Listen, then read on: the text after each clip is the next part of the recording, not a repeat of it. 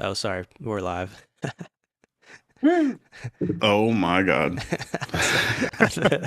I thought we skipped the doing a minute. No, 1 minute meditation. yeah. What's up, everybody? Welcome to the live What's stream. up, everybody? We had Yeah. a short false start. A little meditation there. We were gonna do a minute We were meditation. supposed to do a 1 minute meditation. Yes. Taught us in the And he act. goes 3, 2, 1, and I close my eyes to meditate. And he's okay. he's actually going live. And what's funny? I know what's funny. In my head, I was gonna make a joke and said, "And we're live," and then go into my meditation. But I didn't say the joke. I didn't want to fuck up your meditation. But we were actually live.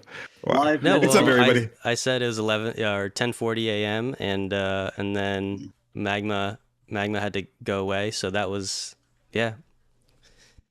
Sorry. All right. Well, we'll coordinate better. What's going on, everybody? Welcome. Saw us in the middle of a haphazard meditation. We do it before every live stream. We do it before every episode. We recommend you guys taking at least a minute or two out of your day just to be still and to contact that inner light. It helps a lot. It helps turn down all the noise, and you can start visualizing your goals that you need to do throughout the day and asking for, insight, asking for guidance, and asking for better synchronization with the people you're trying to interact with to achieve these goals. That's what I do during my meditation. That's what I try to do for the silent minute before these podcasts that we didn't get to do. But what's up? Happy Easter. He is risen. Got the shirt on me right now. You know who's risen? Jesus Christ. He is victorious over death. The most fascinating moment in human history. The most epic victory to ever exist throughout the timeline of humanity. Jesus Christ. His life, his death, and his resurrection. So we just went through Good Friday. Good Friday is when he got put on the cross. Remember the story. If you don't know the story, I highly recommend to go back and read the Bible and then go read the Urantia book. Read them side by side, and you'll get some valuable insight. I listened to both versions the past 2 days, so I was going along the journey with him. And today marks a day where the Master is victorious. He shows what happens after you die. He was just giving a template, an example of what happens to you when you die. When he resurrected and appeared in this, we're going to call it morontial form, what you may call like a spiritual form, his electromagnetic body. We're going to use the term morontia. His morontial body, he resurrected in that, his astral body. And he showed you that that's what's going to happen to you after you die. And he did it in the most valiant way. He did it so hard that he changed the timeline. We now base our entire time around his life and death, AD and BC, before Christ and after death. That's how hard this fool went. He was a freedom fighter. He was anti-establishment. He fought against institutionalized religion. The biggest institutionalized religion at the time was the Hebrew religion, and he fought against it. He tried to embellish it. He tried to upstep it, but they didn't accept him, and they rejected him. So he was a freedom fighter against all these big, established, institutionalized religions. So keep that in the back of your mind. I think that could be a metaphor for current day institutionalized religion. I'm not going to go into it, but, certain viewpoints of looking at the Master's life and certain groups of people who have taken his name and put it on their group, such as the Christians. I was raised up in it. This isn't a debate about that, but, just think about him as that strong being that's standing up against the people who are pushing distortions. You have to remember that the most epic time ever, the most epic moment in human history is Jesus Christ, his life. So that was the past 2 days, his crucifixion. And today, we're getting into the nuts and bolts, the technical, the schematics, the blueprints on what actually happened that day with his resurrection. Because it's a mystery, but we're here to peel that lid back, to open that door, to give you a glimpse into what actually happened. Yeah, we have it. We got it right here, folks. Actually, what went down in the tomb, the actual chemical, technical process of him rising out of that physical body and into his morontia body, and some insight on the beings that also helped make it happen, because Jesus is the leader of the universe and he's in control of a lot of beings, and a lot of other beings also helped him do this. And not helped indirectly, but we'll get into the nitty gritty later. That's for the episode. So, welcome. We're doing another Forbidden Scrolls live for the Easter bunnies out there from Easter Bunny Starseeds from Planet Egg. Shout out to Jake Barber. That's why. Oh, that makes sense. You found the egg. Egg. Duh. Look at that. Another mystery solved live. You know me. I'm Deadrick Baker with my brothers Tate Chilla and Magma Sloth. Good morning. If you are just watching this for the first time, or if you're tuning into this later because this is live today, welcome. And you're not subscribed, hit that subscribe button. And if you're like, I don't know yet, you haven't really said much, trust me, keep your finger close, because in about 20-30 minutes you're going to be like, oh yeah, I need to press subscribe on these boys. We'll tell you again before the episode's over, so trust, we got you, we got your back. We want you to be up to date with all the celestial broadcasts. The resurrection, what do you guys got to say? What do you want to tell the people? What's up, everybody? What's up, Elizabeth Lou? Yeah, what's up, Elizabeth Lou? It's amazing because Easter itself as a holiday is kind of a mystery. I mean, like, we all kind of have an idea of its origins. It's a Christian holiday. There's some kind of pagan influence there. With the Anglo-Saxons, they practiced something called Eostre. It was a fertility goddess, some with the fertility of spring, but no one actually knows the origin. Like, there isn't that much information on where it came from. I think the earliest book written about it was like the 1800s. So it's kind of a mystery. Like, it was just something we kind of inherited, passed down. Apparently, the Eostre goddess had bunnies, like spring hares. I guess the hares were an indication of spring, eggs, symbolic of fertility.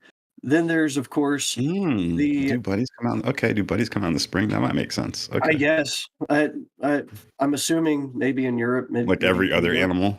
Yeah, like every other animal. Yeah, like the groundhog. It might as well be like Groundhog Day. The controversial what was his name? Hislop in Two Babylons talked about Astarte. That's where the name Easter came from. That's what I was going to say. That's what I heard. It came from Ishtar, yeah. Astarte. Ishtar, yeah. The mother cult. It makes sense because she was a goddess of war, beauty, and hunting. So it kind of makes sense, like Easter egg hunting. You go out hunting for eggs. That's all up for debate. But what we do know is that Jesus kind of did triumph, even though he got battered down in probably the most brutal way possible. He was kind of triumphant. Now, you were talking about the morontia form. For those who don't know, when we use the term morontia, it's a gradient between the material and the spiritual. And when we die, if you're a good person, you're not a serial killer or something, you wake up in the afterlife and you have a body kind of rematerialized for you. A morontia body is still your body. You're still going to be recognizable with your peers. Will be like, hey, grandma, how's it going? Because you can tell it's grandma. But the Jesus, because he's our creator, he was able to do that here. And he kind of demonstrated for us, like, you do get a body after you die. You can resurrect. That's what we'll be getting into, is that mystery of how he resurrected. We'll be pushing back that stone in front of his tomb and peering inside, seeing what actually took place 2,000 years ago. That's dope. He kind of gave it's kind of like a trailer that he gave us, I guess, a little teaser, a little beta test of what's up next. What is the resurrected form? And even Paul talks about this. He's like, when he talks about the resurrected body that we get in heaven, and he relates it. Obviously, it was information that he kind of got or connected himself to Jesus's thing. He appears to have some knowledge of this, of the afterlife. He even remember Paul talking about how he wasn't sure if it was in the body or out of the body, but he was taken to the third heaven and got a glimpse of stuff. And so what we're gonna read said there's today, a more and better substance. A more and better that they substance. have in heaven. Yeah, He's that's a good to the morontia energy. It's more better. Exactly. So I mean, my kind of final thoughts on like the whole resurrection thing as a whole. I mean, historically, the resurrection is super important to, the traditional Christianity, because it's, it's integrally tied in with the theology about the forgiveness of sins and the reconnection of heaven and earth, since the fall of Adam and Eve. And so, yeah, I first want to recognize, all the existing ideas, about the resurrection, the meaning of the resurrection. And, I want to preface that today what we're talking about is what I consider an expansion on the master study of the resurrection, the meaning of Jesus' death on the cross. Because, there's a couple different theologic opinions, and one of them, for the Christians, it's important because of the idea of atonement, that the innocent son, Jesus, needed to be sacrificed in order to take on the sins of humanity and actually reconnect us with heaven and get us back, on the heavenly path, allow us into the afterlife.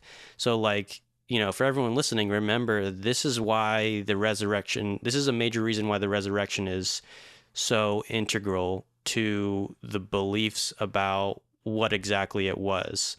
And so I want to recognize that. And then I want to say that today we are going to be looking deeper at some of the ramifications of those beliefs, of what all that meant, because you could say that there's potentially an ethical problem. And if you grew up in the church and you ever thought about this concept of why did God need to kill an innocent son in order to forgive the wayward son, the prodigal son, if that seems like a dichotomy to you, I would say, we applaud your thinking, your ability to recognize that there's something about the ring of truth that seems at odds with that statement.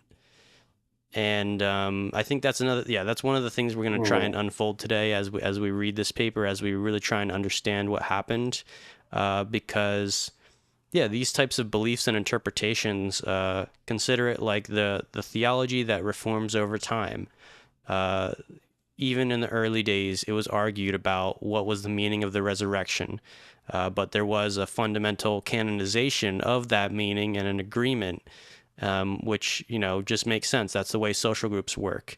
There's the majority opinion that forms, and then there's the kind of outstream fringe ideas. And so we want to try and consolidate those together and really get a correct interpretation so that we don't misinterpret, what Jesus was doing here. So absolutely.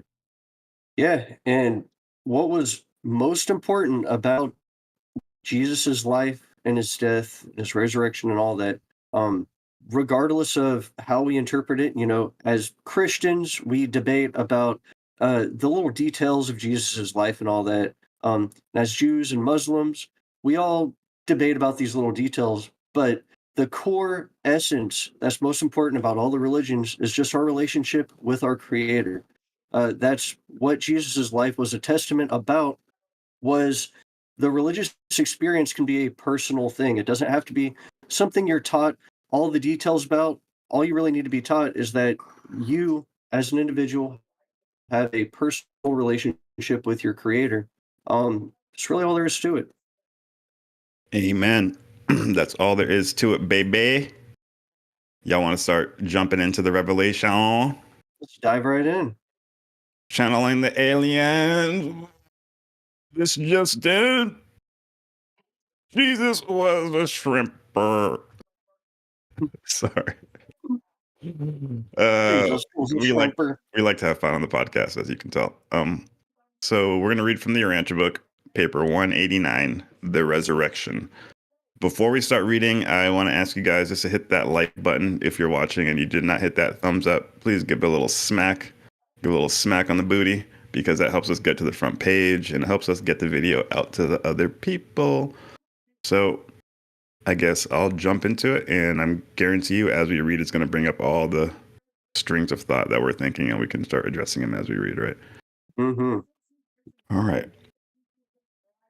Soon after the burial of Jesus on Friday afternoon, the chief of the archangels of Nebadon, then present on Urantia, summoned his council of the resurrection of sleeping will creatures, and ended upon the consideration of a possible technique for the restoration of Jesus.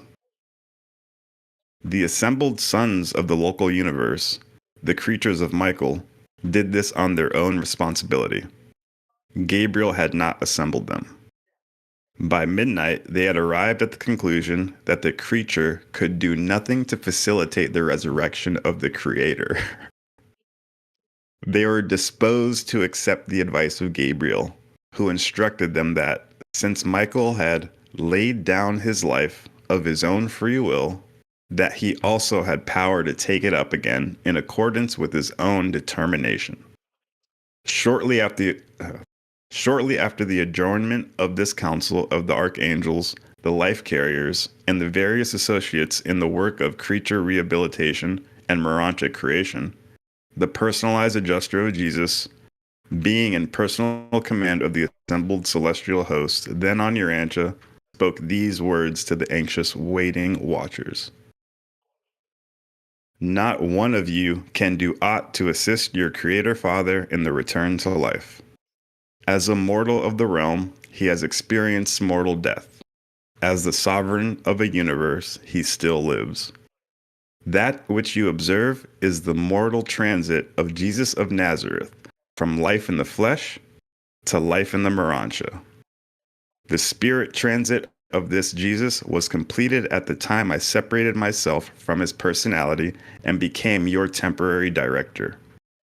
Your Creator Father has elected to pass through the whole of the experience of his mortal creatures, from birth on the material worlds, on through natural death and the resurrection of the morontia, into the status of a true spirit existence. A certain phase of this experience you are about to observe, but you may not participate in it.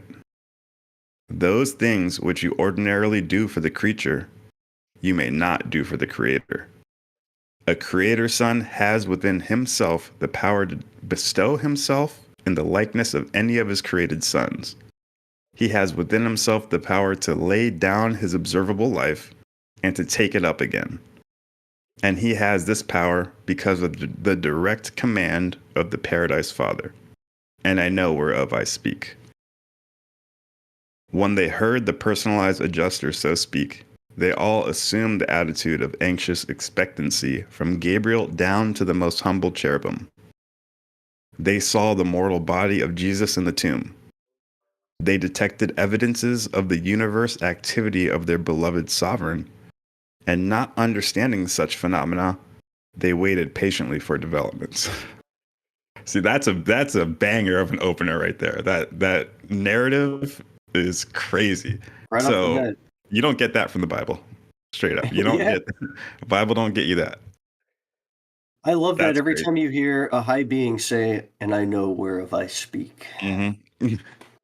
Yeah, it's like that guy in Star Wars. He's like, I have spoken. You're like, oh shit. Oh, was that Boba Fett? Right? That was the Mandalorian. Mandalorian, yep. Yeah. Yeah,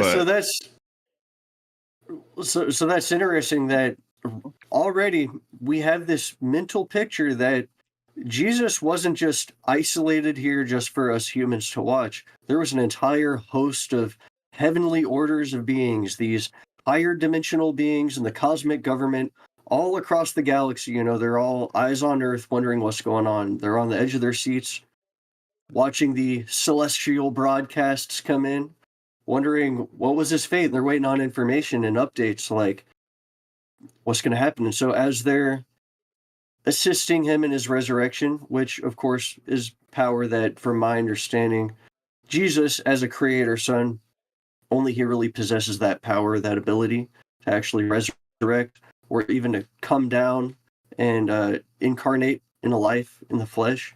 He's really the only one that can do that. There's still this process of trying to get information and updates out there, I guess, like the celestial reporters on the field trying to get those updates. Yeah, it does paint a gnarly picture straight off the bat. Like I said, that's not in the Bible. You automatically get this picture of a bunch of celestial beings hovering above the tomb and watching it. You know, that point of view isn't really in the Bible or modern text, and it's it itches a scratch. It scratches an itch. It fulfills some gaps in my mind, and that's why I want to go over it. So I hope that it helps you guys out too, so that if you want more insight onto the events that happened, the secret timeline, here it is already. There's now you got to picture a bunch of angels, different types of angels. They're saying life carriers. Gabriel's there. From Gabriel all the way down to the most humble cherubim. So a cherub is a real angel. It's not a naked baby. I don't know why they started doing that, but because babies are cute, Yeah. Babies are so cute. So yeah, that makes sense. But Cherubs naked babies. Cosmic cute. Yeah. And then there's seraphim, cherubim, Melchizedek, Gabriel. And it's saying that they're all waiting. And usually they're in charge of resurrecting people. So when like I die or when you die, these seraphim, these cherubim, they're in charge of your ascension process and they bring you up. But this is Jesus. He's not like us. He's different. He's from the source. He's from paradise. And he's a human. And it says, okay, so they all assemble over him, ready to do what they normally do for a normal human being. And they're ready to help in the resurrection of Jesus. And it even says they did this on their own responsibility. They didn't Gabriel didn't give them an order. Nobody. They just did it because this is their job and they want to help participate in the experience of the freaking creator of the universe. They're first responders. And then Jesus is personalized adjuster. So I'll put it really quickly. So we talk about the divine spark you have in you. It's this divine spark is God within us. And it helps us find God, and it's always telling you. They call it your thought adjuster because it's always adjusting your thoughts, trying to get you to do the best you can be, to do the best you can do to other people. Humans have this because we're such a low creature. God gives us the thought adjuster because we're so low, and it helps us bring us back up. But if you think about it, Jesus is already from up there. And when he came down to be a human, he kind of just came down here for the experience. And then they temporarily gave him a thought adjuster because it allows him to experience reality from our point of view. He didn't need one because remember, we get thought adjusters because we're so low. Jesus was already from way up there, so he didn't really need one, but he got one just to have that experience like a human being because he really wanted to have a true human experience. That's why he actually died on the cross. He needed to die as a normal human being would. He didn't try to stop the events that were happening to him. He needed to die a human death, and that's the way he chose to do it. Whatever, we'll get into that later. So he came to have a human experience, and he had a thought adjuster. When he got baptized, and the Bible says this, he saw the Spirit like a dove in bodily form descending down to him, and he heard the voice saying, "This is my son in whom I'm well pleased." That part's in the Bible. That's when John the Baptist baptized Jesus. At that moment in time, he had his first memory of who he was. He remembered he was Michael. He realized, oh my God, I'm the creator of the universe. And that's why he ran into the woods for 40 days. He had to figure that out. He just disappeared. When that happened, his thought adjuster actually left him. So as he was coming out of the water, and the second he had the memory he was Michael, in that River Jordan, his thought adjuster that was temporary, that we have, but it was temporary for him, left. And it immediately came back as a personalized. So it had its own personality, but it still had all of Jesus's memories. And it hovered above him, and it was like his guardian angel, I guess you could say, like a super guardian angel.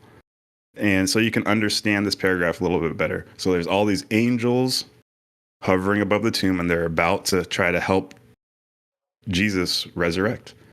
And then Jesus' personalized adjuster, what I just explained to you, his thought adjuster that came back after his baptism, told all the other angels, sorry guys, you can't do anything to assist him because he has personal prerogatives. He has the power within himself inherently to resurrect himself. And they were just kind of shocked because nobody can do that. That's like in the universe, you kind of have to rely on other personalities to help you get to the next level. Not Michael. He's a DIYer. Like, nah, got this. Check this out. Yeah. It's tight. amazing. I'm glad you explained that. It gives me chills to imagine that moment of him kind of waking up in the Jordan River and having that realization, like remembering who he is. That gives me chills. But it's really interesting because the thought adjuster, it's a spark of infinity, a fragment of the Father. And so when you think about the Trinity, you got the Father, the Son, and the Spirit. The Son is actually the name we give to the second member of the Trinity, but it is the highest level of deity. These three deities, they're really the three aspects of the same deity, the universal Father, kind of differentiated into three different flavors, almost like light getting cast through a prism. And the thought adjuster, it is from the Father side of the Trinity.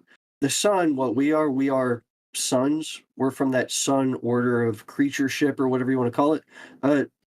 Jesus Christ Michael, he's a creator son. He's also from that son aspect of the Trinity. Then the spirit side of the Trinity, that's where you get the seraphim and other orders of beings. Now, the thought adjuster is really our tool and our companion to be able to resurrect. Our thought adjuster kind of guards our soul, and it kind of like encodes our life and all that and helps rematerialize this. Jesus didn't really need that to help him resurrect. And the whole thing about our ascension career, our goal is we're traveling and we're journeying with our thought adjuster with the goal of kind of synthesizing our creature experience, our personal experience with our thought adjuster's divine pre-personal existence. And eventually we work towards fusion. So we kind of become one. Jesus would be, as a creator son, unable to fuse with this thought adjuster. So as the Urantia book puts it, the thought adjuster goes through this journey of kind of incarnating on different worlds. So you can imagine you kind of have past incarnations of failed attempts of mortal lives. Someone was an asshole. They weren't able to survive after death. So your thought adjuster has to go back to Divinington, come back to a world and kind of reincarnate, I guess, if you want to use that terminology. After several iterations of doing this, let's say I think it's like 100 or something, if your thought adjuster can't actually find a person that's capable and willing to like kind of walk with the thought adjuster and eventually fuse, that thought adjuster becomes personalized and it kind of becomes its own being, which is kind of like a badge of honor. You know, it's kind of like it sucks that you've had to keep incarnating in this really difficult mortal life over and over.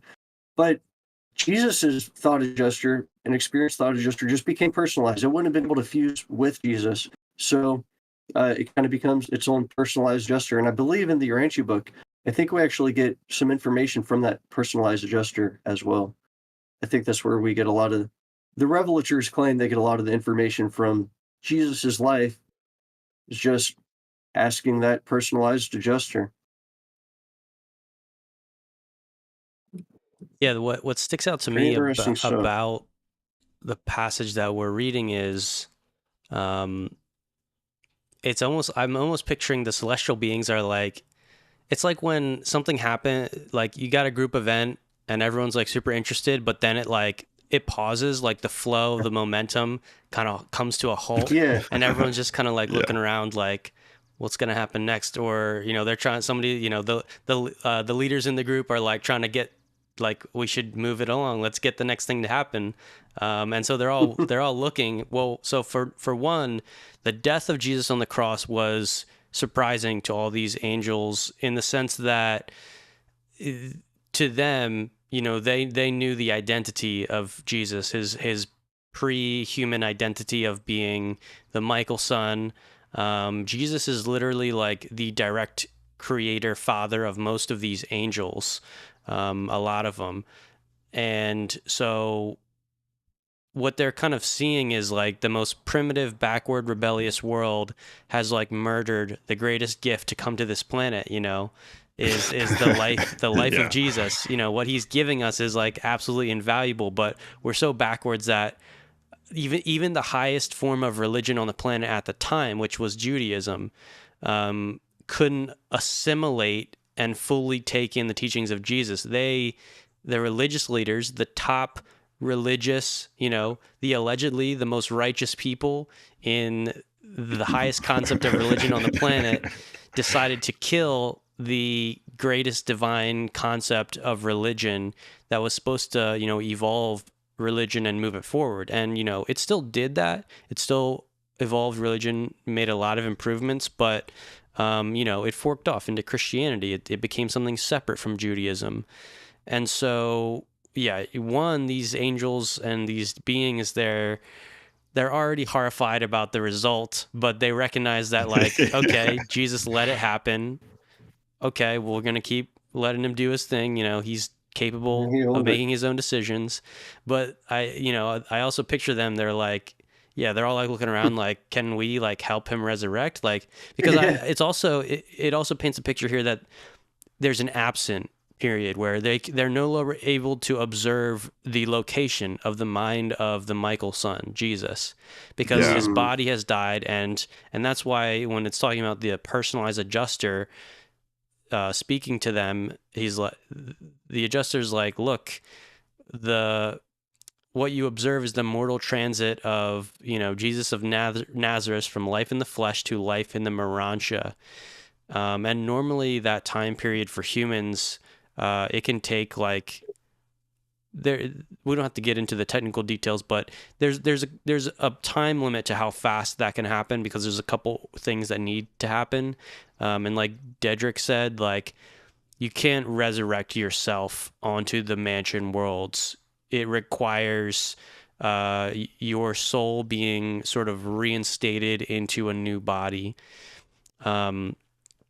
So yeah, I mean, it's just interesting to see that dynamic between the angels watching and what they want to do, but also the sort of explanation that, look, this is fully within the scope of the creator's kind of free will to do whatever happens next. And so they're just waiting. So, if you've ever thought you had a big period of waiting in your life where you're just like, man, like, I really want the next thing to happen.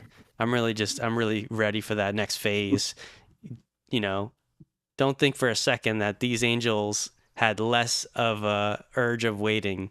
That this is like this is one of the biggest events in this section of in our local section of the universe to happen. And this is the cliffhanger. This is the episode with the cliffhanger. This is where they cut it, and then they do season 2.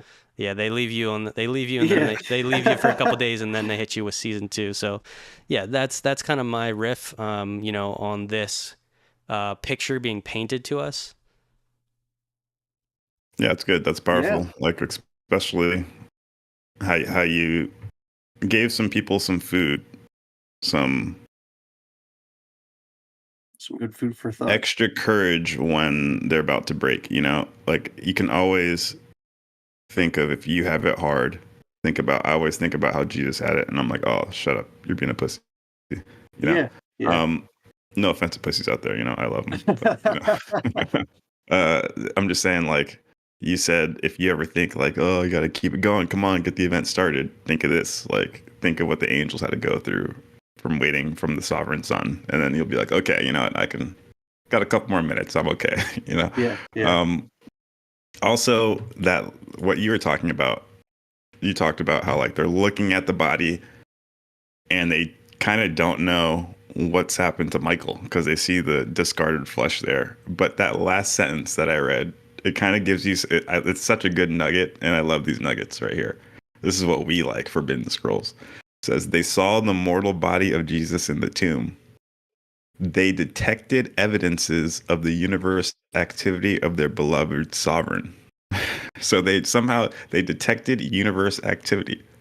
So I don't know what that means. Like, I think elsewhere in the papers they intimate that, like, they actually give a breakdown of the timeline of resurrection, and like a message was sent from Narrington or Paradise. They saw the log like history. A couple minutes after they saw the log history.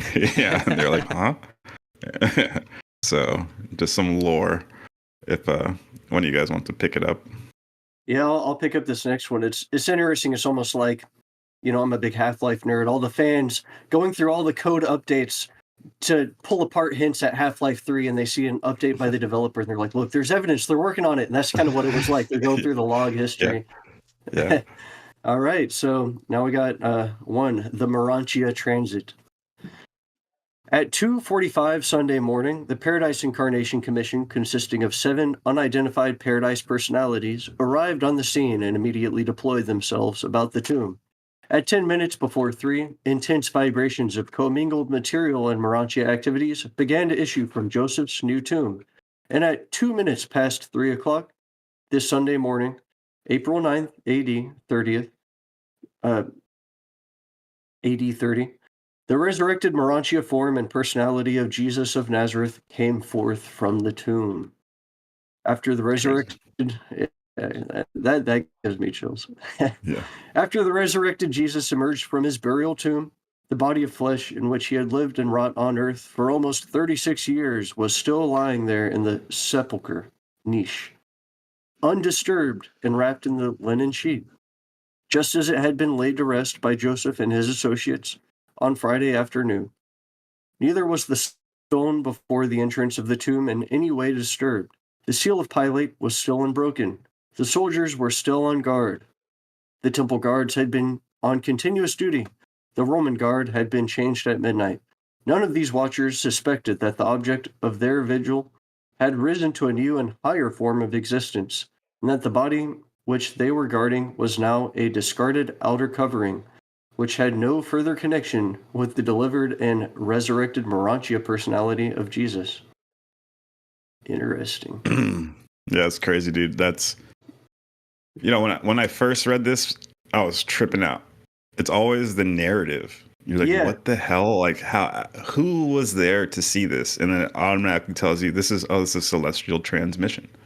Like, and it breaks it down like scientifically, like they're reading a record. At 10 minutes before 3, intense vibrations of commingled material and morontia activities began to issue from Joseph's new tomb. that you're just like, wait, what? I picture like sacred, the flower of life, like in a spherical form, and just like like a Merkaba field, and you're like, oh shit, electromagnetic somatics just reverberating out of this room. Jesus Christ, what's going on? 2 minutes past 3 o'clock on Sunday. So it says 10 minutes before 3, and then 2 minutes past 3. So it only took 13 minutes. I guess so. 13 minutes for that entire process to.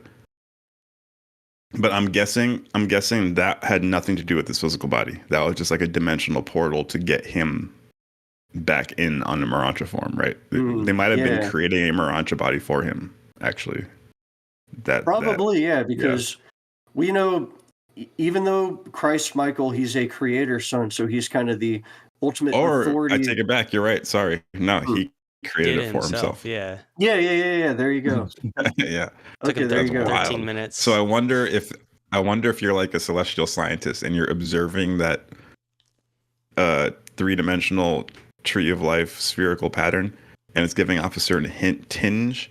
I wonder if that one that Jesus did looked like a different hue or a different pattern than the ones that like the personalities use to resurrect a normal human being or create a morontia body, you know? I wonder if you could detect differentiations. Like, so that's when the creator son does it. It gives it like a violet hue with an extra pentagonal pattern, but when the seraphic or archangels do it, you can tell when they do it because it's more green and triangles, you know?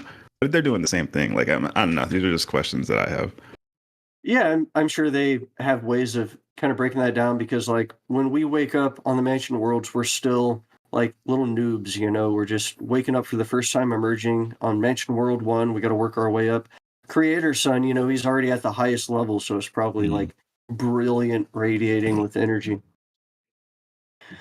Mankind is slow to perceive that in all that is personal, matter is the skeleton of morontia, and that both are the reflected shadow of enduring spirit reality.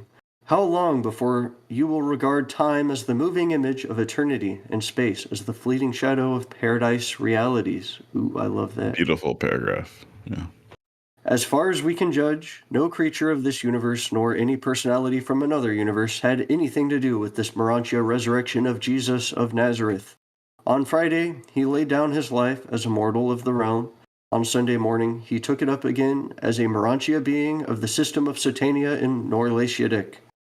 There is much about the resurrection of Jesus which we do not understand, but we know that it occurred as we have stated and at about the time indicated. We can also record that all known phenomena associated with this mortal transit or morontia resurrection occurred right there in Joseph's new tomb. where the mortal material remains of Jesus lay wrapped in burial clothes. We know that no creature of the local universe participated in this morontia awakening. We perceived the 7 personalities of paradise surround the tomb, but we did not see them do anything in connection with the Master's awakening. Just as soon as Jesus appeared beside Gabriel, just above the tomb, the 7 personalities from paradise signalized their intention of immediate departure. So trippy. For you, like, imagine seeing this shit, dude. Like, what is going on? I guarantee you they showed up just to see it, because this is like, seeing like a solar eclipse to us. Like, it happens once every so you gotta be here, you gotta see it. So they just show up and they're universe. like, oh. Actually, it probably doesn't happen. Yeah, once in a local universe. It probably universe. doesn't happen. You're right. It's once in a local universe event. Well, no, I mean, like in another local universe, you're right. they wouldn't need to. They wouldn't. They don't always resurrect in like that. In a morontia form, back on the evolutionary world, do some right? Stuff you're right. You're right. So this is unique. Yeah. Fuck, I guarantee you the sky was flooded with UAPs. Oh, yeah, right. Just invisible, just watching student visitors, everybody. So when it says they, just as soon as he appeared beside Gabriel, just above the tomb, the 7 personalities from paradise signalized their intention of immediate departure for you versa. Mm-hmm. I wonder how that happens. Like, they're not in seraphiming, right? I guess as high paradise personalities, they can pretty much just lock it off through space. Yeah. It's pretty cool. I don't know how high tertiaryphim go, Yeah. I think tertiaryphim are like the seraphim substitutes as you get closer to paradise. Do they function in Havana? I don't know if they function in paradise. Someone put it in the chat. Good question. But or do paradise beings just fly around the universe by themselves? I don't know. Probably. But that's super interesting. Some super great insight.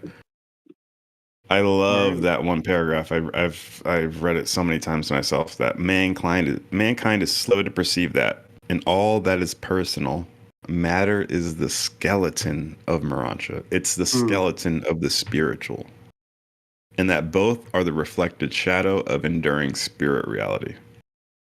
How long before you will regard time as the moving image of eternity and space as the fleeting shadow of paradise realities? Like, it's so potent. That's what we talk about here, that like, and that's why I always say that if you're only looking at reality physically, you're misusing reality.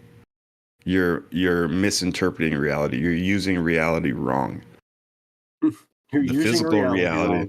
Yeah, exactly. The physical reality is just a scaffolding. It's a skeleton to learn spiritual lessons and values.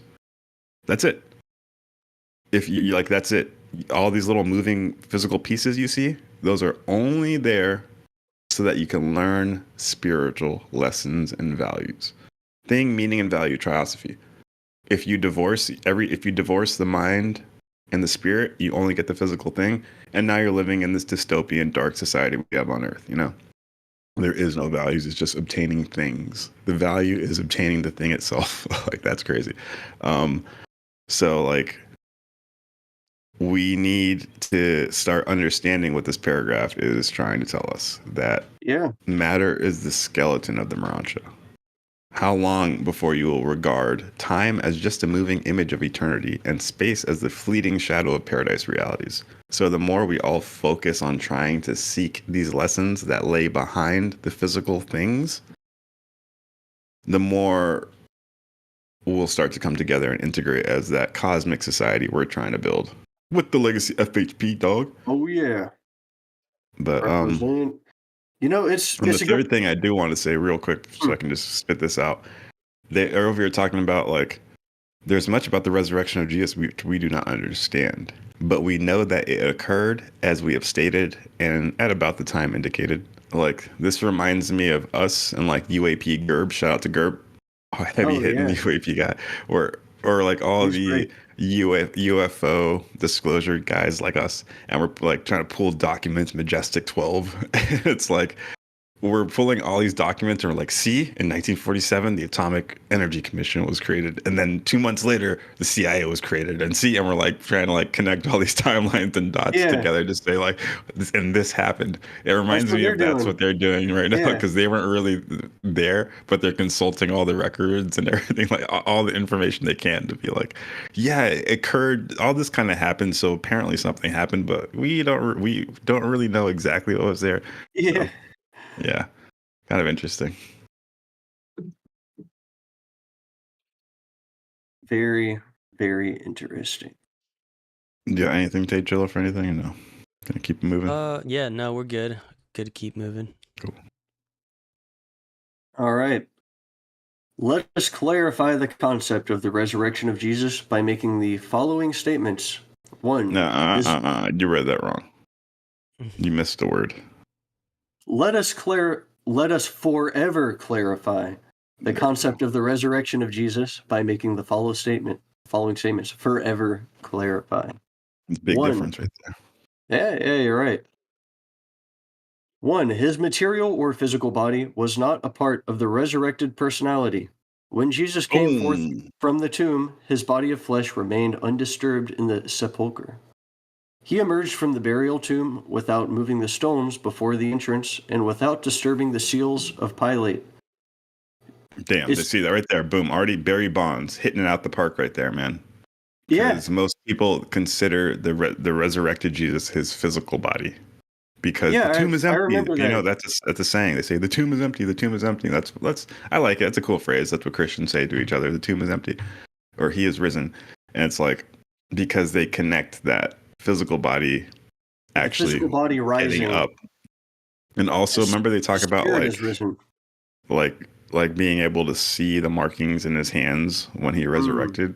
That was a big part of it too. Like, that wasn't there. Jesus could have done that just for the sake of Thomas, I guess. He could have made his morontia body appear to have that.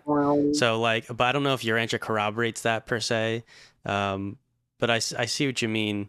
I mean, even this whole concept even makes a lot of traditional Christians believe that the physical bones and matter of all the dead people are going to rise up and be reinstated like on the new earth. The rapture. And it's very focused on like, no, the physical bodies in the graves are going to like rise, rather than the idea of the consciousness, the memories, the personality being reinstated, in a new body. There's an argument, about that. I think kind of for a similar reason, where they assume that Jesus' resurrection was absolutely his physical body rather than the spiritualized body that we all will get in the afterlife.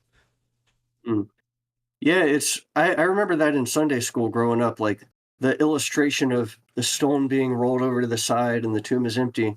But it makes sense. Interestingly, John Harvey Kellogg, the Kellogg cereal guy, he's a pretty wacky figure, but he actually wrote a book. Is that so? Yeah, he's like, he's no, I didn't know that. Of Memphis. Yeah. Kellogg. I eat my Raisin Bran almost every morning. I love that stuff. But so that you don't masturbate? No, I don't. Does it work? I don't know, because that was his thing, right? Whatever. That's why he came out with cereal. He did get crazy about the semen retention and all that. Yeah. I mean, you don't want to waste all your No need to muddy the Jesus live stream with too much of a tangent. We already lost. Yeah. But I will say, we're not losing them. We're gaining them. They want to hear about the if you eat Frosted Flakes, you don't masturbate. That's the secret behind the resurrection. A direct correlation, but that wacky figure, John Harvey Kellogg. I mean, he was a crazy dude. He wore a white suit because he believed he was absorbing UV rays that was building a spirit body or something. He was pretty out there, but he wrote a really interesting book where he made this argument because he was a Seventh-day Adventist. He ended up getting kicked out of the church for some controversial views, but didn't he throw some money at the OG Urantia Foundation? He built the sanitarium that in his old age, he was old. It was like the next generation was growing up, where Bill Sadler Jr. and all them were actually kids going, like, kind of helping out or working at this sanitarium. Okay. It was like a so like Lena a was retreat. Kellogg's daughter. I'm pretty sure Lena Sadler. Yeah. But again, I think this is a side, Lena who? a pretty big, Bill Yeah, Sadler's wife. Dr. Sadler's wife was a Kellogg. Oh, it's Kellogg's. That's That's the what it family was. connection. That's why.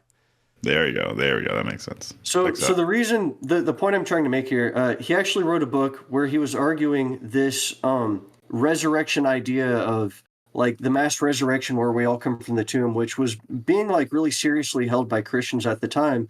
And the argument he made is what happens when you're not buried in a grave? Let's say you die out in a field, like wolves and vultures eat your carcass. They take your physical matter off in different directions. You're eroded into a stream, and the stream carries your atoms way downstream. So when you're resurrected, are all those atoms like pulled out of the wolf, out from a little sedimentary deposit miles away, and all those individual atoms have to be reconstructed? Like, no, it doesn't really make sense. Yeah, what else would you think happens? Yeah, and a lot of Christians seriously hold that belief that you actually rise out of your grave. But what happens if you're not in a grave? You're all over the place. So it makes more sense. That actually comes from like ancient Jewish theology. Like, really? There's like texts written in medieval, but like Jewish rabbis talking about that same problem. It's interesting. Interesting. It's a good kind of mind experiment because it goes to show you do need something like a soul where your personality is encoded in something else other than just your physical body. Because once you're gone, your body's just left to the forces of nature. So it makes sense that Jesus's body would still remain there in the tomb, and it would be his morontia body, his kind of spirit form that emerges. And to like bring a little throwback to the paragraph above too, it said he was wrapped in linen. I don't want to go into this little rabbit hole too much, but the Shroud of Turin. I was gonna mention that later because is that legit or not legit? Like, what's up? Maybe I don't know. I kind of want to believe because Me too. later in this paper they talk about the actual decomposition of his body or whatever, and it was like a flash of energy. And it kind of sounds like a photographic imprint could have been made on that shroud. On the cloth, right? And they said the clothes were still there when they opened the tomb. So like, where did that shroud go? Did it have an image of Jesus into it? Right. Dude, they had a physical article they could have taken and preserved and hidden away somewhere. So that was the one angel's biggest mistake. They left the linen. They left the evidence. You think they would have thought of that? No, they were so excited about the resurrection. They forgot to see the shadow of an imprint of Jesus's body on the shroud. No one was. Damn. Next time we pull this mission, we got to make sure we take the linen. It's funny though, because it's kind of like the candy. It's like, oops, we left the candy wrapper. It's like the body is even, you could say, in the spiritual hierarchy of eternal life, the body is like the least important. It's just a temporary tool to learn through and communicate through, when we're on earth, the 100 years. And, and he was wrapped in the shroud. So that's what I'm saying is like it's like a piece of candy, it's very temporary. You eat the candy, it nourishes you for a very small moment. And so, the Shroud of Turin is like praising the fact that the candy wrapper was left behind in context with the eternal life that we're actually shooting for. The holy candy wrapper. So, right. That's kind of like my way of sort of playing it light. But I don't know. I'm not personally into the idea of symbols and relics. I think religion is completely about the inner intention, the mind, what moves you forward. And so, I get that symbolism and relics is still important to a lot of people in religion. It stirs their mind into mighty, I guess, movements. But I think it's something that we all have to refine over time. What is our attachment to these symbols rather than the mental principles that they're trying to represent or point us towards. Yeah, if anything. Yeah, but it would be fucking cool to have it. Yeah, I mean, I know a lot of work has been done, taking samples from the Shroud of Turin and putting it through like a particle beam. Some people say Da Vinci made it. Da Vinci made it? Yeah, that's like one of the biggest consensus is the only person. This is a high work of Da Vinci. He's the only person who could have made it. I mean, maybe I'm not clear on the details. I feel like we actually should do some research on this and probably do a deep dive just on that topic, because I heard like doing particle tests and like synchrotron facilities and stuff. They did examination on like the chemical makeup through like mass spectrometers and all that of the Shroud of Turin, and it's not ink or anything. There's like it's something else weird. They don't know how it's even on it, right? Yeah, that's why there's no easy Da Vinci explanation. had to have done it. Like Da Vinci's the only person who can do that kind of shit. Maybe. Or it's the real deal, baby.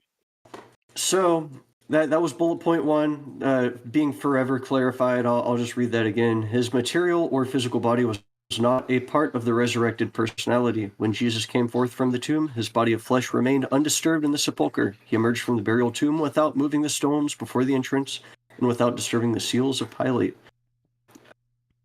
I just got to ask, what is the seal of Pilate? Is that like a wax seal or something? I pronounce it Pilate. That's how they pronounce it in Catholic churches. Pontius Pilate. Okay. I was going to say Pilates. The seal of Pilates. He's over there doing like dolphin kicks. The seal of Pilate is, he was a Roman emperor. So his seal, like a wax seal on a note, like that, the government seal, that if you saw Pilate's seal anywhere, it was official Roman. Don't touch. If you even mess with this, the army's going to be on your ass. Okay. So they put the official seal of Pilate, I think, over like where the rock of the tomb meets the wall. So if you break it, you'll be able to see someone entered. Interesting. Like that's why they put seals on envelopes. So if you break it, they can see that someone opened it. It's a seal. It seals it.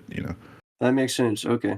So 2, he did not without emerge. disturbing the seals. So there's multiple seals, I guess, of Pilate. Probably, yeah. They would probably like melt some wax and then stamp on it. Yeah, and exactly. And I'm sure the Sanhedrin, the Pharisees and the Sadducees, the leaders of the Hebrews, forced the Romans to do that because they didn't want. Remember, they were scared that the people would run in and steal the body and act like say a bunch of stuff. Yeah. Okay. So 2, he did not emerge from the tomb as a spirit, nor as Michael of Nebadon. He did not appear in the form of the Creator Sovereign, such as he had before his incarnation in the likeness of mortal flesh on Urantia. 3, he did come forth from this tomb of Joseph in the very likeness of the morontia personalities of those who, as resurrected morontia ascendant beings, emerged from the resurrection halls on the first mansion world of this local system of Satania. In the presence of the Michael Memorial in the center of the vast court of the resurrection halls of Mansonia No. 1 leads us to conjecture that the Master's resurrection on Urantia was in some way fostered on this, the first of the system mansion worlds. I love that picture they painted there. It kind of gives us a little, another little detail of the resurrection halls. The first act of Jesus. That is trippy to think about. Okay, so did he go to the first mansion world for a second and come back? In the presence of the Michael Memorial in the center of the vast court of the resurrection hall of Mansonia No. 1 leads us to conjecture that the Master's resurrection on Urantia was in some way fostered on this, the first. What? Yeah, what is that saying there? Because so apparently he self-resurrected on the mansion world, said what's up, what's good on Michael, and then just came back to Earth. So remember, interesting. 507. That links up with Caligastus saying. Remember when Caligastus? Oh God. So we go through like 500 different variations of the morontia form during the 7 morontia worlds. So they could tell somebody on the 3rd morontia world, the angels can tell based on the status of their morontia body. Oh, their morontia body is the average on the 3rd world. So when Jesus appears, his morontia body is looking like the ones on the 1st mansion worlds. Okay. Oh, so that answers your question earlier, D-Bake, about the quality, the frequency, or the tint, or whatever. Well, whatever you can measure on the morontia form. It would have been. I wonder if that was. I wonder if he chose that because it's the lowest. Because he's like, okay, I want to appear back down on Earth. I'm gonna use the lowest. Don't morontia go too form. high. Right. Good point. Because the higher, for the viewers, I gotta come back. Yeah. It's like we slowly lose the human form as we take on the spirit, which is a very different form. It's almost like the lack of form, spirit, reality, consciousness. You could say it starts to get towards the formless. It's hard to really conceive what that means. And so, when we're talking about, the morontia bodies is like your body. Yeah. Anyway, so Jesus chose like the first level 1 body. And I'm just sort of proposing that it's maybe that's the easiest one to appear as visible back on Earth, which he obviously wanted to do to, clean up some loose ends. Well, yeah, that actually brings me to something I wanted to touch on earlier when you're kind of emphasizing that quote about, the material world is the skeleton of the morontia world, which is like the shadow of the spirit. It's a cool analogy being a skeleton or a scaffolding because the material world still has value as like the stage whereon things can take place. Yeah. And like you think your skeleton, it gives you structure and support, but it's also what your muscles and ligaments pull off of, And so likewise, the material world is kind of what the morontia and spirit realities are kind of pulling off of and moving around and all that. But yeah, from my understanding, your morontia form is still your form. You still got a face that's easily recognizable by your loved ones, and you still probably have a human form if you're encountering beings from other worlds. You can recognize another human when you see it. But as you ascend up the morontia realm, up these energy levels, you eventually become kind of almost outside of the range of vision of the earlier like ascenders that are first waking up. Now, I feel like you still maintain your form in a way, but like our form is our training wheels, it's something that kind of helps us get our bearings, something we can identify with. But yeah, like on the first mansion world, that would be sorry, I lost my train of thought. That would be the like the closest to this material reality. So it would be very visible. Shout out. Yeah, and elsewhere in the what's up? Well, I was just gonna say, big shout out. Don't miss that in number 1 there. Jesus walked through the wall. That's kind of sick. Another little tidbit about, I guess, the relationship of our morontia form to the material reality. So we just like skimmed over that. We just skimmed over the fact that he just walked through the wall. I guess so, yeah.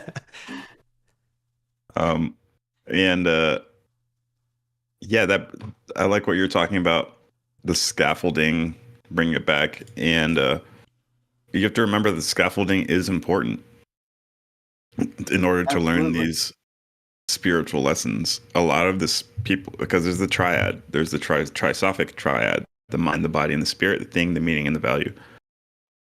Most people are distorted towards one part of the triad. I don't have to explain it 100 times. If you're distorted towards the physical, maybe you're just all about fitness and only about looks, materialism, only about fashion. That's all you can see. That's all you do. Money. And then there's like the mind, crypto bros that are tripping out. Yeah. People who don't go outside, they only play video games. People who only want to learn and be nerdy. People who only want to read books and are antisocial. Then there's the spiritual people who are too far off the crystals, too far off the fucking namaste, Sometimes when people get deep into spirituality, they start to try to disregard the scaffolding. And I want people to remember that the scaffolding is important.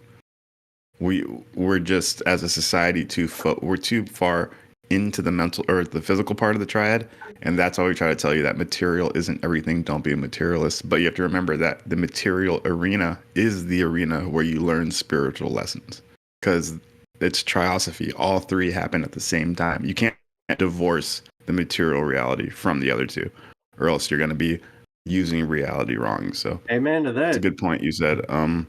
I like how they did also say that he did not appear in the form of the creator sovereign. So there's a form of the creator sovereign. I wonder what that looks like. I wonder what his normal form looks like. It makes sense because that would be his morontia form of his human, like the morontia version of his human form. So we know him as Jesus of Nazareth. That's his human, evolved primate body. But like the creator son probably doesn't look like a human, so we wouldn't have recognized him as Jesus. He'd be some brilliant, fucking multi-pointed Merkaba being. Yeah.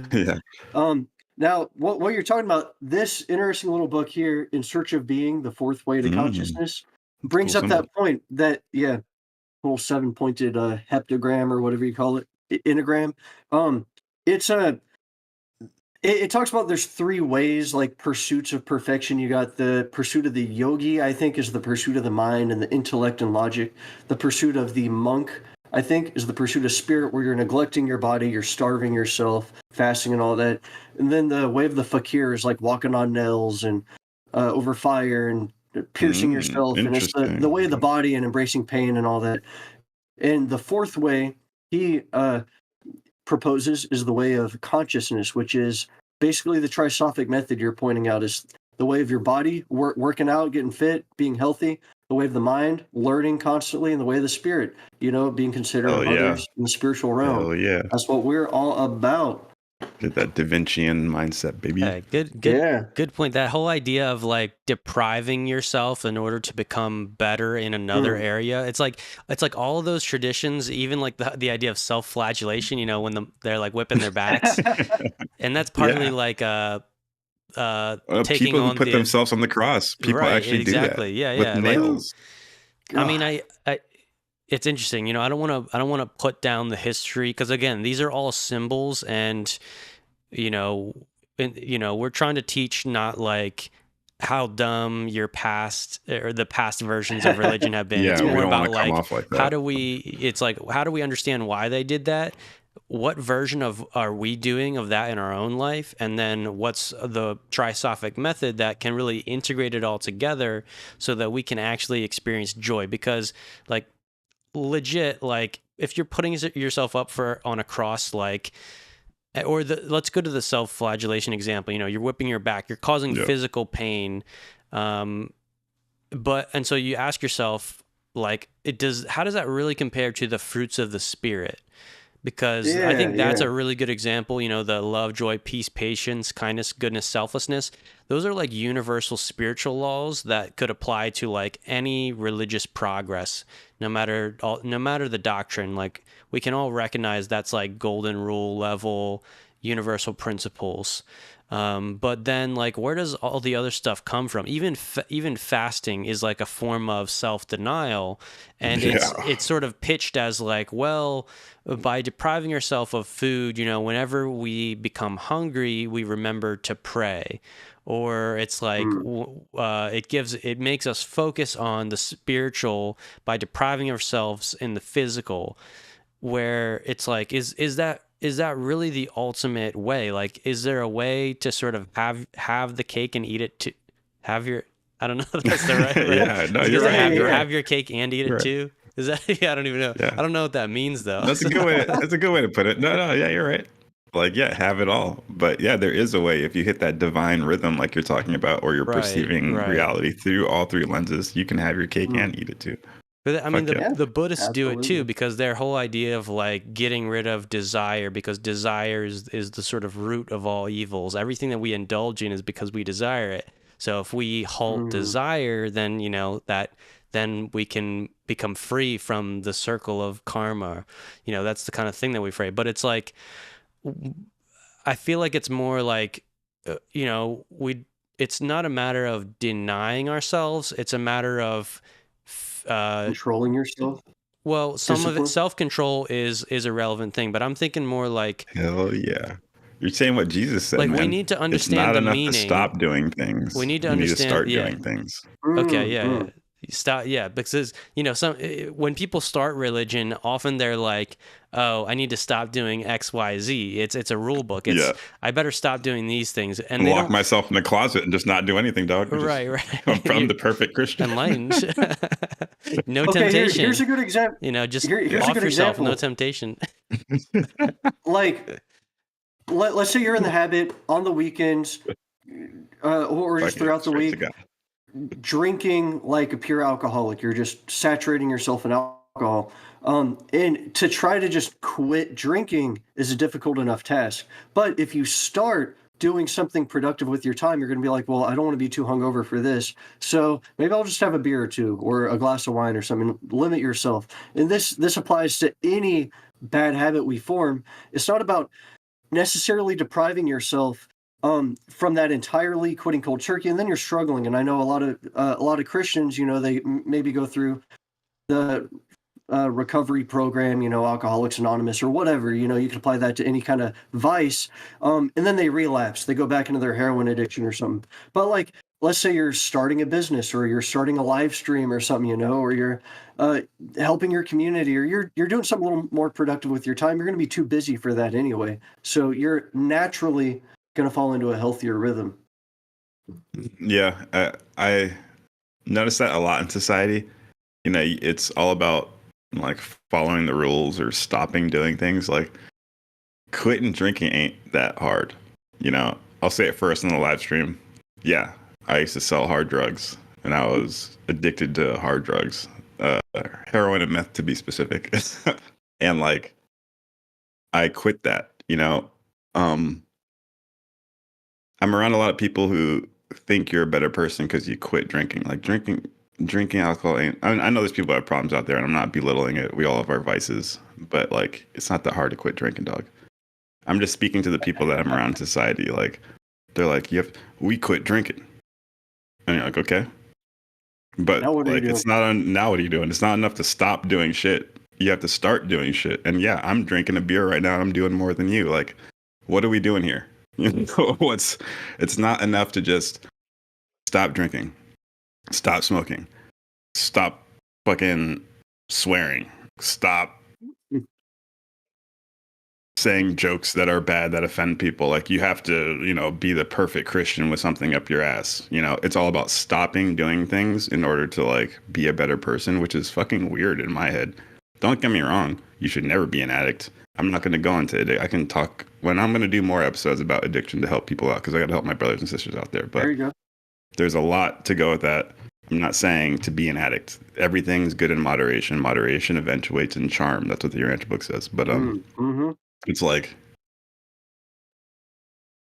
it's not enough to stop doing things. I'm not advocating to go drink and smoke. You get what I'm trying to say? I'm just saying, like, it's nice that you stop doing things, but that doesn't make you some aggressive kingdom builder, And I'm not saying that in order to be an aggressive kingdom builder, you need to drink, smoke, and have vices. That's not what I'm saying either. Yeah. I'm just saying, like, there's this whole weird false dichotomy of, if I quit things and follow the rules, I'm a better person than you. And people try to, me speaking personally, the people try to impose that upon me. Like regular people that don't give a fuck about the cosmos. Regular people that don't give a shit about like spirituality and shit. They're just dumb as shit looking at Trump memes and they're like, well, you drink. And you're like, fuck you, dog. I'm doing circles around you right now on the cosmic scale, but like, you have the nerve because you don't drink to look down upon me? Like, what? Like, I bet the angels looking down are probably laughing. Like, look at this, Yeah, you can quit all your unhealthy habits and still be a passive, inactive person. And the whole point is to be aggressively active towards the right causes. Actually bringing health not only to yourself but to others and to everyone around you. Be a constructive influence in the world rather than a destructive influence. And I mean, you can kind of remove yourself from the equation, be totally passive and step back. But like, there's still a lot going on that needs your help. If not you, then who? And if not now, then when? That's a good testimony there, D-Bake. You got a good testimony. Yeah, shit. I've been through the ringer, dog. A lot of people would be shocked, but that's for another story, another chapter. Oh, yeah. Let's just say that I thought it was cool to be a walking pharmacy at one point in my life.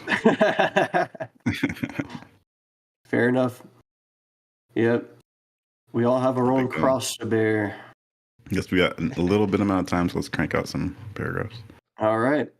So, moving on. The first act of Jesus on arising from the tomb was to greet Gabriel and instruct him to continue in executive charge of universe affairs under Emmanuel. And then he directed the chief of the Melchizedeks to convey his brotherly greetings to convey his brotherly greetings to Emmanuel. He thereupon that's funny. Tapped up Gabriel first and is like, "Yo, I need you to text Emmanuel." Oh no, Melchizedek. He's like, brothers, please tell my brother I have awakened. Yeah, exactly. Yeah, you gotta end the anxiety. So he had to tell Gabriel first because he's the executive. He had to make sure logistics and operations were still going. He's like, hey, keep it going. Everything's cool. Yeah, okay, everything's cool. And then he went to Melchizedek. So tell Emmanuel I'm cool. First 2 moves right there. You know, Emmanuel's a big dog, bro. He's the biggest dog in the Urantia book, and no one talks about it. Talk about, yeah, he doesn't get behind the credit. Suns. Is he the first son, first creator son, or what? Remind us again. It's my conjecture. It's my conjecture that he is already a sovereign creator son from another universe. Ah. Okay. And he's showing Michael the ropes. That's why Michael refers to him as like his older brother. Personal trainer, kind of. Yeah. Interesting. So maybe a Michael can become an Emmanuel when they go to a different universe. Okay. Since we're on this, can either of you clarify who exactly Gabriel is? I know he's like Michael's brother, but he's not a creator son, right? No, brother, he's he's the brother. He's the first created son. He's the first angel. It's Michael and the mother spirit's first created angelic son. Yeah. It's the firstborn. Thank you. Jesus is firstborn. Yeah, every Michael, the first person they create is their personal assistant, their chief executive. Okay, that's called the Gabriel. So every Michael has a Gabriel within their universe. And then the second one, or the one after that, is the father Melchizedek. You know how it is when you read the Urantia book, there's a lot that you don't get through your read through because you're focused on something entirely different. So that's what's very valuable about us all having different perspectives and coming together on it. So we can kind of fill in those blanks. Because you ain't read it. I know. Or just keep reading it over and over. Just drill it. Because there's points in time where I'm staring at this paper. I'm like, I don't know what the fuck it's saying. Literally second, third, fourth time, I was like, what's it saying? I just kept hitting my head against the wall. And then finally I was like, oh, I see it now. Yeah. Fucking crazy. So you're reading Japanese. Kind of is. Yeah. All right. So we say, we got here. He thereupon asked the Most High of Edentia for the certification of the Ancients of Days as to his mortal transit, and turning to the assembled Morontia groups of the 7 mansion worlds, here gathered together to greet and welcome their Creator as a creature of their order, Jesus spoke the first words of the post-mortal career. Said the Morontia Jesus, having finished my life in the flesh, I would tarry here for a short time in transition form. There I may more fully know the life of my ascendant creatures, and further reveal the will of my Father in paradise. After Jesus had spoken, he signaled to the personalized adjuster and all universe intelligences who had been assembled on Urantia to witness the resurrection were immediately dispatched to their respective universe assignments. I have spoken. Jesus now began the that's his first time speaking. Then he formally asks the Ancient of Days for his Urantia certification or Morontia certification. You know, that's crazy. Nice. So, hey, I need that real quick. I need that for my LinkedIn, brother. Yeah, stamp that. We need to make sure the paperwork's good. All right, cool. He's got a pretty good resume now. Yeah. Jesus now began the contacts of the Morontia level, being introduced as a creature to the requirements of the life he had chosen to live for a short time on Urantia. This initiation into the Morontia world required more than an hour of Earth time and was twice interrupted by his desire to communicate with his former associates in the flesh as they came out from Jerusalem, wonderingly to peer into the empty tomb to discover what they considered evidence of his resurrection. Wow, so he's interrupting the process. Like, oh, hey, what's up? Hey, guys, I'm still here. Like, yeah, he's over here giving a dissertation to all the spiritual beings assembled. And then once his homie comes into the tomb, one of the apostles, or actually the sisters, the women, right? Because the women were the first people to show up. Yeah. He'd make a pause in the middle of talking to the spiritual assemblies and go show up to, who was it? Mary and Rebecca?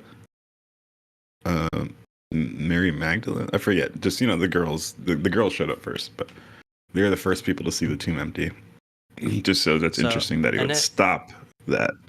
We don't really know where he is when he's giving this address, but it's on the Morontia side, you could say. But he senses the astral realm. He's like, oh, Mary just arrived at the tomb. I better go greet them. Yeah, exactly. That's kind of hilarious. Yeah. You see, you guys wanted that secret timeline. We got it for you. Yes, we do. Now is the immortal transit of Jesus, the morontia resurrection of the Son of Man, completed. The transitory experience of the Master as a personality midway between the material and the spiritual has begun. And he has done all this through power inherent within himself. No personality has rendered him any assistance. He now lives as Jesus of Morontia, and as he begins this Morontia life, the material body of his flesh lies there undisturbed in the tomb. The soldiers are still on guard, and the seal of the governor about the rocks has not yet been broken. All right, all right.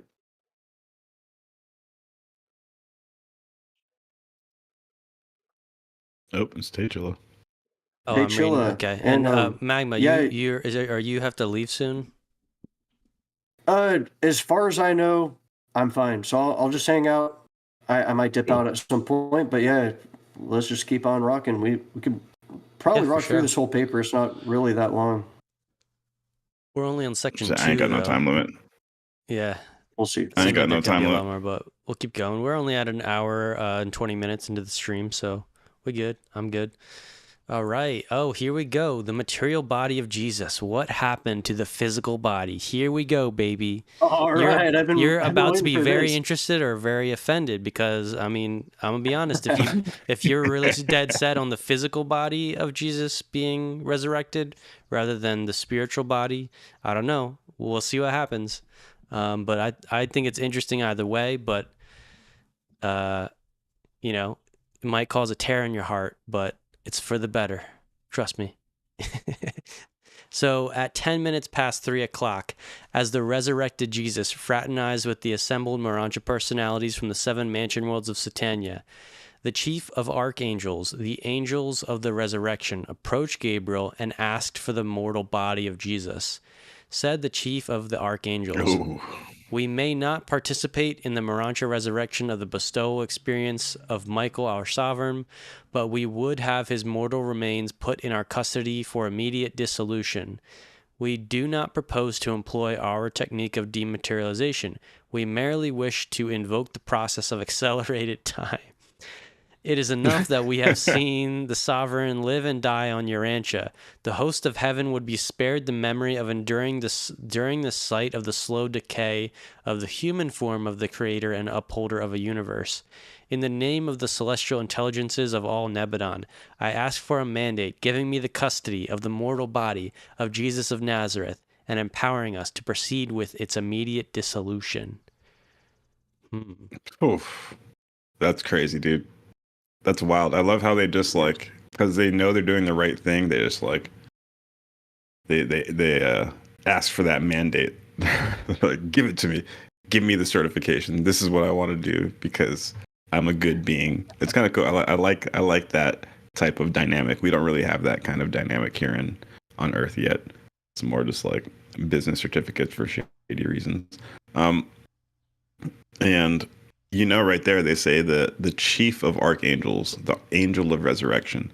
You know who that is. That's the archangel of Michael that the Bible talks about. But they didn't want to use that term in this paragraph because that'd be confusing because we're already talking about Michael, But there's 2 different things. There's Michael and the archangel of Michael. People confuse the 2 and they call him Archangel Michael. That's where we get the Archangel Michael comes from.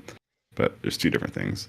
The archangel of Michael is in charge of resurrection, but he's just the main archangel under Michael. That's it. Good point. A little bit different than Michael, but so I guess this is the archangel of Michael requesting a certificate to take custody of the body of Jesus for immediate dissolution. And I love how they say like, we're not going to use a technique of dematerialization. We're only going to use accelerated time. Like it makes it better or something. It's that's chill. That's chill, bro. Don't do the standard method. Use accelerated time. Yeah, like they talked about it like it's just like an app on their phone. Now here's what I'm thinking is like when this is proposed, obviously. Okay, so there's one motivation that's given is that the archangel of Michael and the celestial beings are like, look, we already had to witness Michael in the flesh being murdered. Like, that's offensive enough. like, please allow us to not also let the body just slowly decay. Now, here's what's interesting is this decision, it seems more relevant to the humans than the angels, but the way they're pitching it is that, let us, it's almost like, let us bury the body, kind of like how humans are like, they don't want to leave the body decay. It's like, out of respect, let us bury the body and like make it right. This is almost their version of that. But what's strange is that they don't even mention here that this decision is a very big decision concerning how the humans will interpret what happened. Yeah.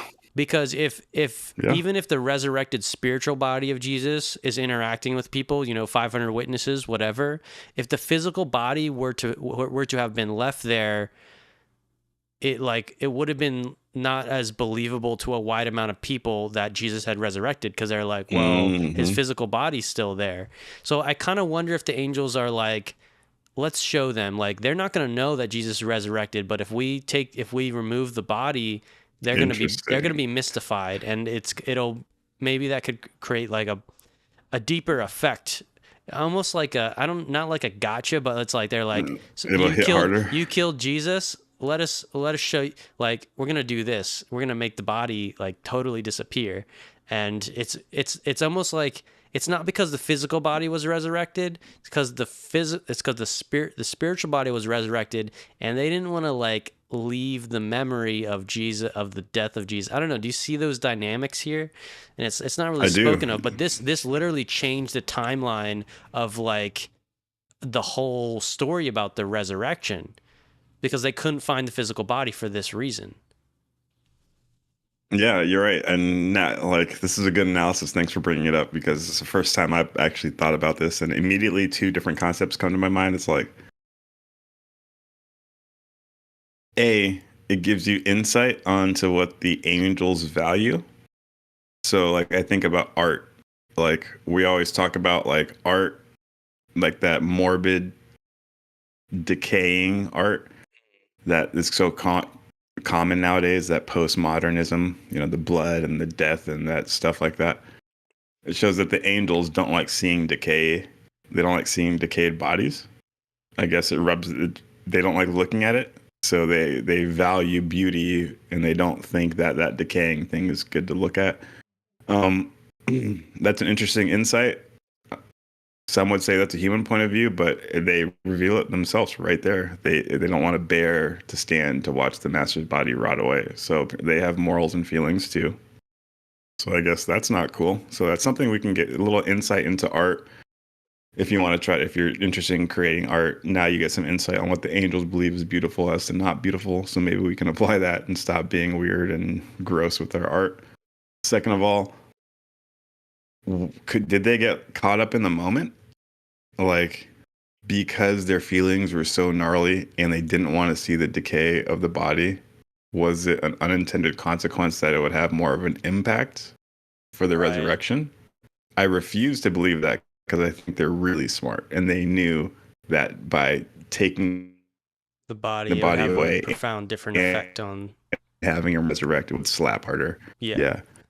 So like, I feel like that would be premeditated. Pitching it like they just didn't want to see it, but it would be interesting if they were so caught up in the moment, and when you're in the moment of the sovereign right there, you're like, kind of like, that's the first time it's ever happened, and they're making the first time decisions. Maybe there's unintended consequences. Yeah. I don't know. For sure. But that's the first time I ever thought about that. That's interesting. That's really interesting. Yeah. Why did they choose that? Because you would think they would. That's like a major decision. Of obstructing the physical. Like, and it's also the natural. Like, if a normal creator son is like supposed to die a natural death, then they would also, their body would go through the natural physical dissolution process. But it's like, it's almost like they skip that because of the way that Jesus was sort of killed and murdered. It was like the memory, even though they see the resurrected Jesus, it's like, well, when they look at the body, why are they offended? They see Jesus resurrected. It's almost like it still brings up the memory of the great offense that has been made. And you're right, like the artist perspective, even humans do it. It's like, even humans who believe in an afterlife, we still want to bury the body, because it's partly for our own memories and it's our ritual to release from our like memory the connection that we had to them when they were living. Now, again, I'm not applying that onto the angels. They don't use the same rituals and methods and values, but like there's some symbolic kind of overlaps here. I just find it interesting that they don't really point out or explain that decision really affected the humans on a large scale as well. Or I don't know, maybe like, okay, so the resurrection account, the witnesses, those still would have been there even if the physical body was still in the tomb, because the resurrected Jesus is walking around in his morontia spiritual form. But I guess the sort of mystery of like the body's not in the tomb, where like Mary finds that and spreads the word, and everyone comes to the tomb and they're like, why is the stone rolled away and there's no body in there? And Mary's like, I went to the tomb, the body was gone, and Jesus was there alive, and he talked to me. Like, I see what you mean. It definitely slaps harder, but it also does, like, it adds to the mystery of the lore. Or what if it went the other way and the body was still there and he still made the resurrection? Right. Would it even hit harder then? So they're like, what the fuck? Like, his body's exactly there, but he's appearing. And maybe that would have taken away the stigma of, oh, the physical body actually resurrected. They wouldn't think that anymore. Yeah. But I mean, at the end of the day, all those years could have passed, whether it went either way. I don't know. I think people just, there wouldn't have been, if the physical body was left there, it wouldn't have been passed down in the stories that the physical, I don't know. I guess they would still have the resurrection because Jesus is there talking to them, but it would also confuse them. It would very much confuse the humans to see the physical body in the tomb, but then also have this like other guy who says he's Jesus, who talks like Jesus, walking around and showing himself to people. And he would have to explain that. He'd be like, yeah, look, my physical body's in the tomb, but this spiritual body is my heavenly body. It's what you're going to get too. I don't know. Yeah. It would have been interesting to see how we would have played that. Yeah. Did we lose Magma to the haircut portal? He's getting his haircut and listening to us. Okay, so when Gabriel had conferred with the senior most high evidentia, the archangel spokesman for the celestial host was given permission to make such disposition of the physical remains of Jesus as he might determine. After the chief of archangels had been granted this request, he summoned to his assistance many of his fellows, together with a numerous host of the representatives of all orders of celestial personalities, and then, with the aid of the Urantia midwares, proceeded to take possession of Jesus' physical body. This body of death was a purely material creation. It was physical and literal. It could not be removed from the tomb as the morontia form of the resurrection had been able to escape the sealed sepulchre.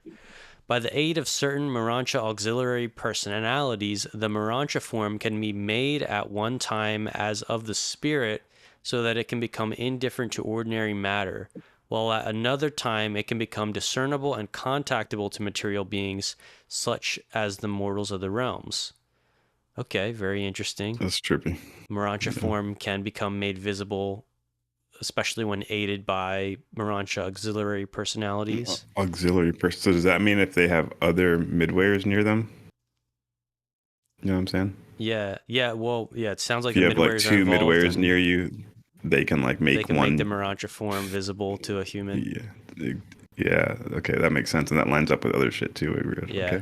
Okay. And maybe Jesus could have done it fully himself as well, made his morontia form.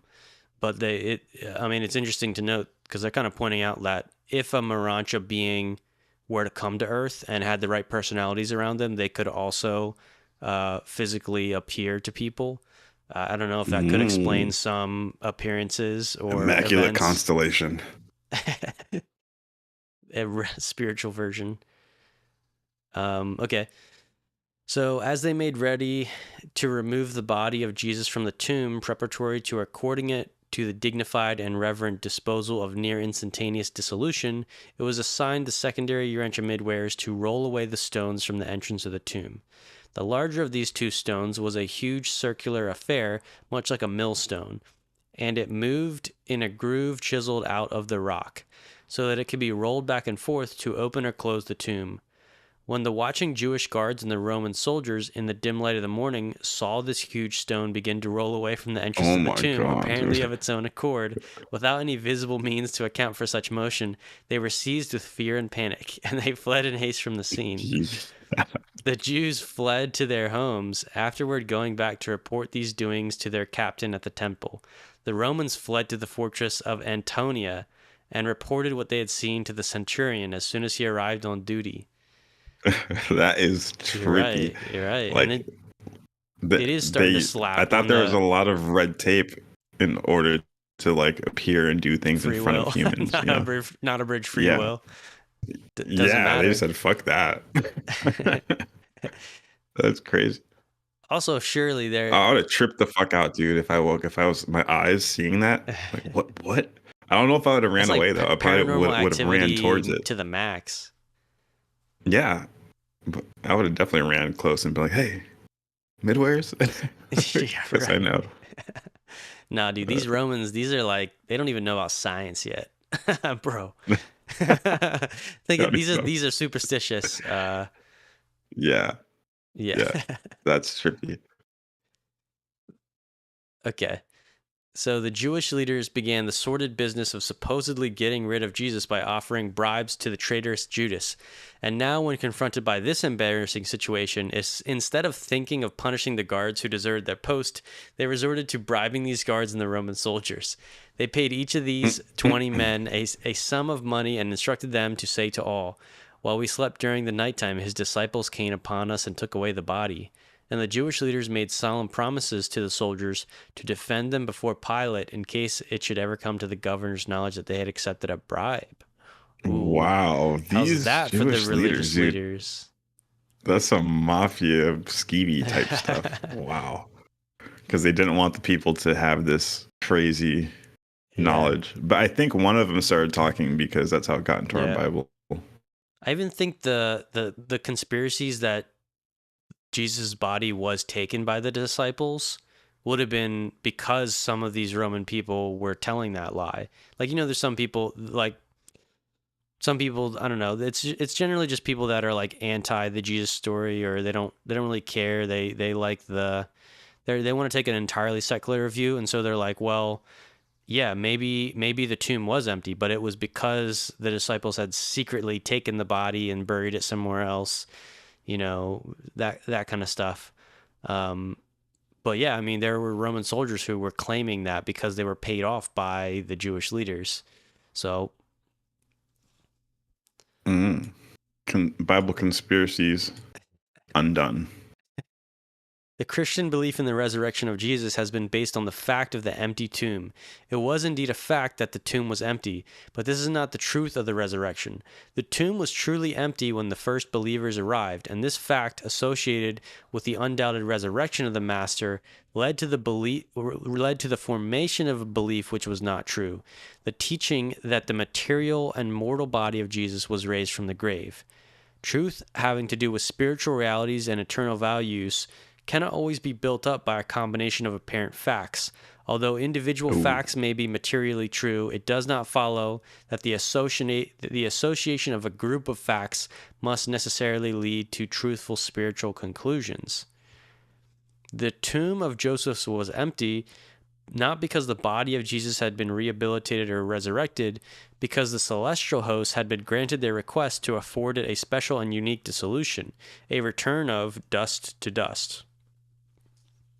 Without the intervention of the delays of time, and without the operation of the ordinary and visible processes of mortal decay and material corruption, the mortal remains of Jesus underwent the same natural process of elemental disintegration as categorizes all human bodies on earth, except that in point of time, this natural mode of dissolution was greatly accelerated, hastened to that point where it became well-nigh instantaneous.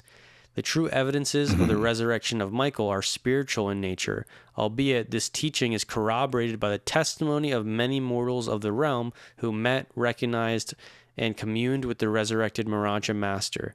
He became a part of the personal experience of almost 1,000 human beings before he finally took leave of Urantia. Nice. Bro Damn. did a live. Jesus did a live stream with 1,000 viewers before he left. What up, everybody? I'm just resurrected. Here's the golden rule. Remember J-Man this. here. J-Man here. What up, everybody? You know I'm risen right now. He is risen hard. Check out this new body. You'll get it too with that new update. Trust me. So, yo, Jesus, fit check. He's like, damn, got the morontia arms, fucking first gen. Yo, why you glowing? Why you've got that crazy aura over 9,000? Jesus is a Super Saiyan. But that's cool that I guess they got every molecule of the body to decay instantaneously to like the final process of decay. So like I'm not a decayologist. I don't know the people who study decay. They probably got a word for like some forensic studies, those forensic people. Well, if you irradiate the local space, you can, because time is sort of relative to gravity and the energy. It's almost like, sorry, continue. No, I was just saying, like, what's the final state of the molecule of your body? Does it get radiated in some type of energy, like a photon or something like that? I'm just trying to figure out, like, so they instantaneously got his body, it decayed, but just if you could slow it down, you'd see it go to the phases and it'd get old, and then the bones would turn to dust, and when that dust finally, does it turn to photon radiation? I'm just trying to see if it can get to the shroud, like. Well, I think what for the shroud question, what people are supposing is that when you speed up that process, it could release like photons or light, like a chemical, that chemical process, like it could have, like if you were to watch it happen as a human, there could be like a flash just because, or some sort of visible kind of thing. And it's the transition. Oh, I don't know. This would be weird because there wouldn't be dust left behind, right? The linen would also, would the linen dissolve, or maybe the linen? Okay, because let's they're taking that local area of space and like accelerating time within that bubble, and so I guess the linen. I think they can differentiate the linen from the body. Yeah, but I don't think they would have to, because the linen would survive longer than the body. Say like it takes a body, what, I don't know how long to decay fully, and I don't know, the bones too though. That could take a while. Okay, so do you think the linen aged? That's a good question.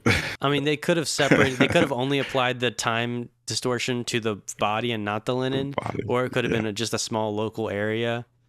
These are the good questions. That's why you come to the channel. Yeah, that is good. And I'm thinking, like, was there dust left over? Like, that's how I was like, was it? A bunch of like somebody just collected, somebody like obviously swept it into a jar, maybe. Yeah, like or did they bring that dust to the point of the dust decomposing to radiation? Like, if they're doing the full decomposition, you'd imagine it would be a conversion at some point from matter to energy, right? Right, because it's not overriding the material laws. It's just speeding up the time. So that those atoms, still sort of went somewhere, I guess you could say. No matter, or no, what's the role? No energy is created nor destroyed. Be created or destroyed. Yeah, that kind of thing. But I was gonna say, like, UFOs use a similar energy or radiation technique to get past speed limits and gravity limits in the universe, and that could also contribute to time dilation. So it's like if you were able to do, I guess, a similar thing to a local area of space, that sort of time thing could happen. I have another book that talks about an alien civilization who uses, they call them like artificial time space refrigerators, because once you understand like the core laws of gravity. Yeah, because a refrigerator, like, it keeps it cool, but what this refrigerator does is it changes the local time space within the refrigerator. So they use it to study, for example, actually this civilization is pretty bad. They have one where they have like a civilization inside this time space refrigerator. and they're watching it progress through the ages because they're changing the relative energy levels and time. So they can watch a civilization go through 1,000 years of progression. That's weird. But it takes, it only takes like a couple minutes. So for the scientific observation, it's just an example of how, if you have the type of correct there's like a Black Mirror understanding, episode of that or something. There is actually. Yeah. You know what I'm talking about? Yeah, we're like open up the fridge or something. They actually show the civilization. That's crazy. Yeah. I don't know if it's Black Mirror, but it's one of those like episodic things. Anthologies. Yeah, that was a good episode. Yeah. So yeah, interesting time space sciences and things here. I bet you never expected that to be a part of the resurrection story. Time space refrigerators and multi-dimensional time acceleration. That's what's up. We do want to take this time to give a shout out to the viewers. Thank you for staying with us. If you haven't already, hit that like button. And if you like what we're talking about, don't forget to hit that subscribe button. And we also want to let you guys know that we want to create a mind, body, spirit kingdom implanted and established all over Earth. We want to get everybody to the best of their ability, mentally, physically, and spiritually. And we're actually starting to do more actions in society that you can be a part of too. Trying to get this app.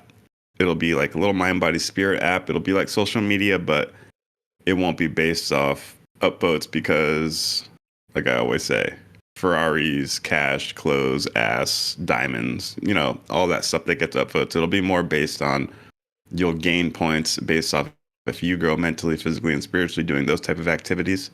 And you can link up with other local people who are on the app. And when you do activities together, you guys, get more points. So now the incentive is to hit your potential. And that's what makes you cool. Hitting your potential, not just putting your ass in spandex and shit like that. You can support us. You can support the app and get that cranked out quicker to our brothers and sisters because we work together. We work faster as a group. You can come support by checking out the shirts. The link will probably be in the description. If it's not in the description, it'll probably be in the about section of our YouTube channel. But check out the shirts. Only $30. It costs us $21 to manufacture them, so it's only a $9 profit. But every one of those $9 will help us get closer to that app. So check yourself out. Go get fly. Got Legacy blasted across your chest. Got the Legacy symbol on your back. Magma is actually wearing it right now, but he is not in the stream. But it's a sick shirt. You can see the quality. It's really comfortable. And get that first edition because we're going to be making others. And you also, in 30 years, want to look back and be like, yeah, I got the first edition tee. So go check that out. Understand that you'll look fresh with it. And you will also be helping us create the Mind, Body, Spirit Kingdom. But if you want to do more than that, you can also donate. Donate to the cause. We have Venmo. We have a Patreon. There's not any extra videos on the Patreon, but if you just want to help support the cause, go check it out. Your donations really help. And together with your help, we will take this planet back from the evil reptilian pedophile child blood drinking overlords. Haha. Yeah, we make jokes here too, guys. So check out them shirts. Happy Easter. I hope you guys enjoy the story. Hit that like button. I guess, should I just keep reading? Yeah, we're coming up around 2 hours here. I mean, we'll decide here. Let's see how much more. Let's see. We got section 3, 4, it's 5. Oh yeah, we're pretty close. I think we could finish it, and maybe we can. We could finish it. Maybe don't do a little less exposition, but we could probably get it done. Yeah, that's cool. Let's start this up. Part 3, the dispensational resurrection. We talk about this a lot, and we're going to talk about it more, but let's keep the reading popping. A little after 4:30 this Sunday morning, Gabriel summoned the archangels to his side and made ready to inaugurate the general resurrection of the termination of the Adamic dispensation on Urantia. Okay, that's a mouthful right there. I'm going to explain it quickly. We talk about it. So depending on your mind, body, spirit level, there's 2 ways to die. A, you die and you wake up on the 3rd day. Or B, when you die, you get put into stasis. They call it a sleeping survivor. So you get put into like a sleeping survivor reservoir or a bank that all people go to. And then after a couple thousands of years, you guys all wake up en masse at the same time. You guys all wake up on the morontia worlds at the same time. I call the morontia worlds Orion. So if you just want to have like a physical idea, maybe a concept in your mind, when everybody dies for thousands of years, they get grouped together and then they all wake up on Orion at the same time. The time frame, the event that marks them waking up would be called a dispensation. And it happens between angelic landings. So they said the termination, the end of the Adamic dispensation. Adam and Eve landed about 40,000 years ago. So everybody who had died from when Adam and Eve landed 40,000 years ago until now, they are all still in sleeping survivor. So all those souls for 40,000 years have been put in a reservoir because their mind, body, spirit levels weren't prerequisite to resurrect on Orion. So that's what it's saying. At 4:30 this Sunday morning, Gabriel summoned the archangels to his side and made ready to inaugurate the general resurrection of the termination of the Adamic dispensation on Urantia. So they're saying the termination of the era from when Adam has been here, and what marked the end? Jesus. So when Jesus died, and then they woke up everybody who was sleeping survivor. So just to get a little mental picture in what they're actually talking about. When the vast hosts of the seraphim and the cherubim concerned in this great event had been marshaled in proper formation, the morontia Michael appeared before Gabriel, saying, "As my Father has life in himself, so has he given it to the Son to have life in himself." I'm going to reread that. As my Father has life in himself, so has he given it to the Son to have life in himself. Although I have not yet fully resumed the exercise of universe jurisdiction, this self-imposed limitation does not in any manner restrict the bestowal of life upon my sleeping sons. Let the roll call of the planetary resurrection begin. Amen, brother. The circuit of the archangels then operated for the first time from Urantia. Weird, okay. Gabriel and the archangel hosts moved to the place of the spiritual polarity of the planet.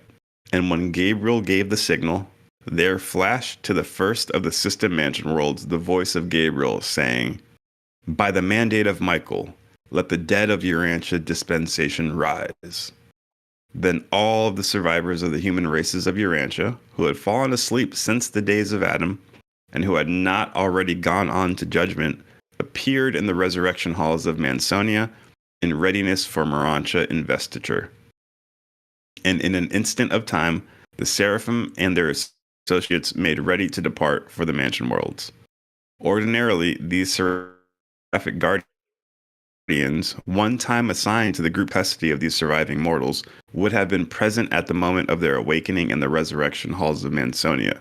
But they were on this world itself at this time because of the necessity of Gabriel's presence here in connection with the morontia resurrection of Jesus. Interesting. That's weird.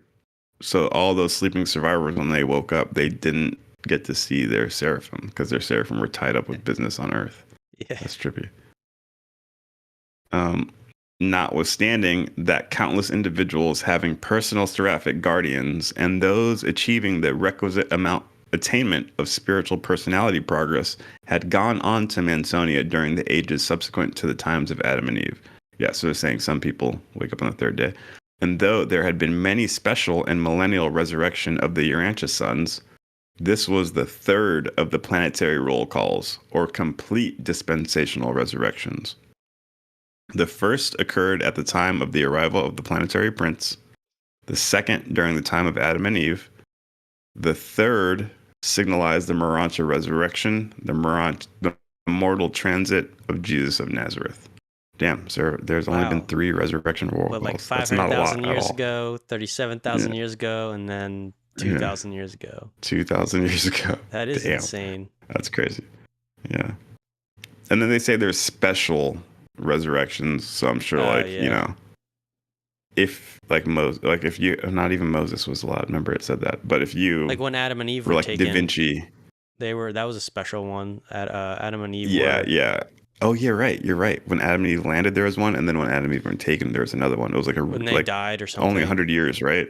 Only like 100 after years. They died, yeah. They were specially resurrected back up to serve. Yeah, because that's what I'm talking about. Their minds were needed, right? Yeah. Yeah. So like, yeah, if you have valuable information in your personality, they'll choose to resurrect you for a special resurrection. Trippy.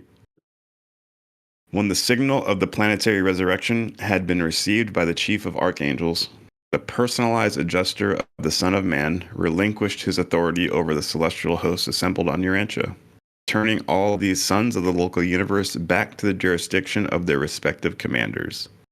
And when he had done this, he departed for Salvington to register with Emmanuel the completion of the mortal transit of Michael.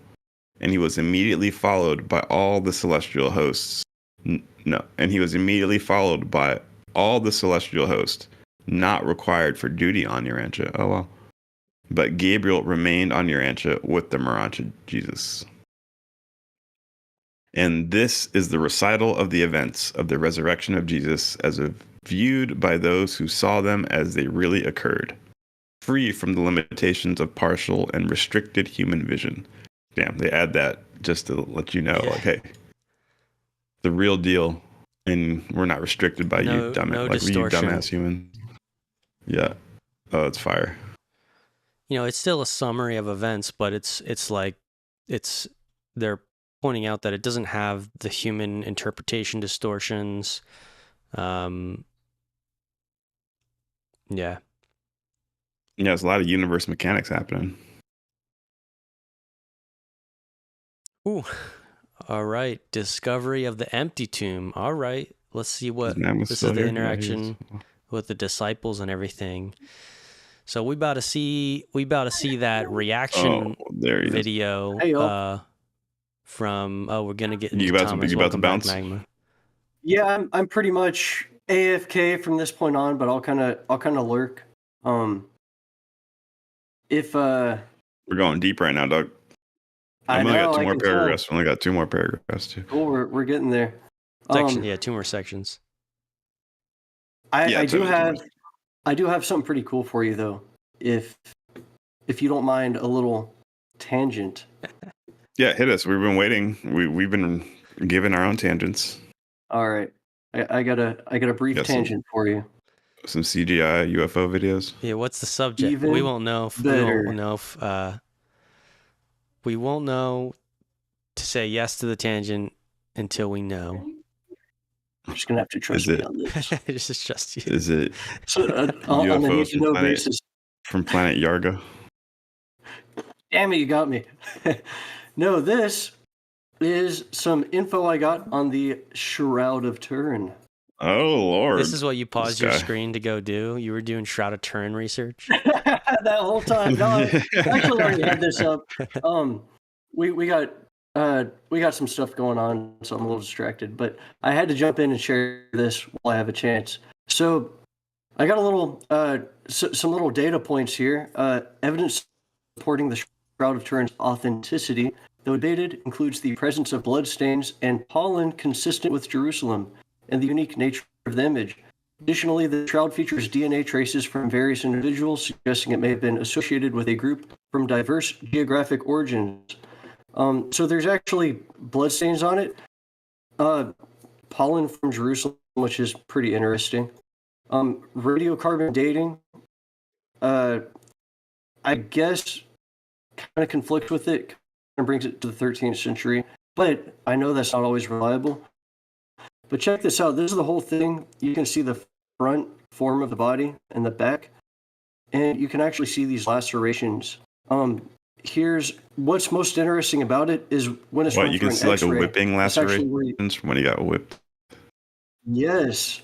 It's trippy, dude. What? Yeah, you can see this faint image, but when it's through an X-ray, you actually get this really clear image, which is what's very mysterious about it.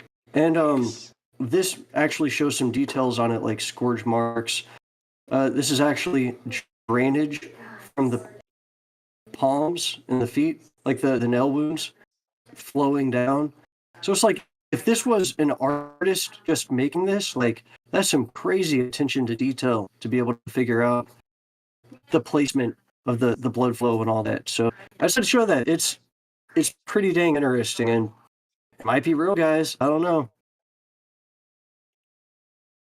So I mean, to be honest, when I see that, when I see that Jesus, I guess I don't know anything about what the people in that area like really would have looked like during that time. Like, I don't have a great picture in my head, but I mean, it's funny that it's interesting that is like kind of the classic Jesus that we picture, although his face is like a little right, like longer than I think I would think. The facial hair. Yeah, but that's a cool photo. Yeah.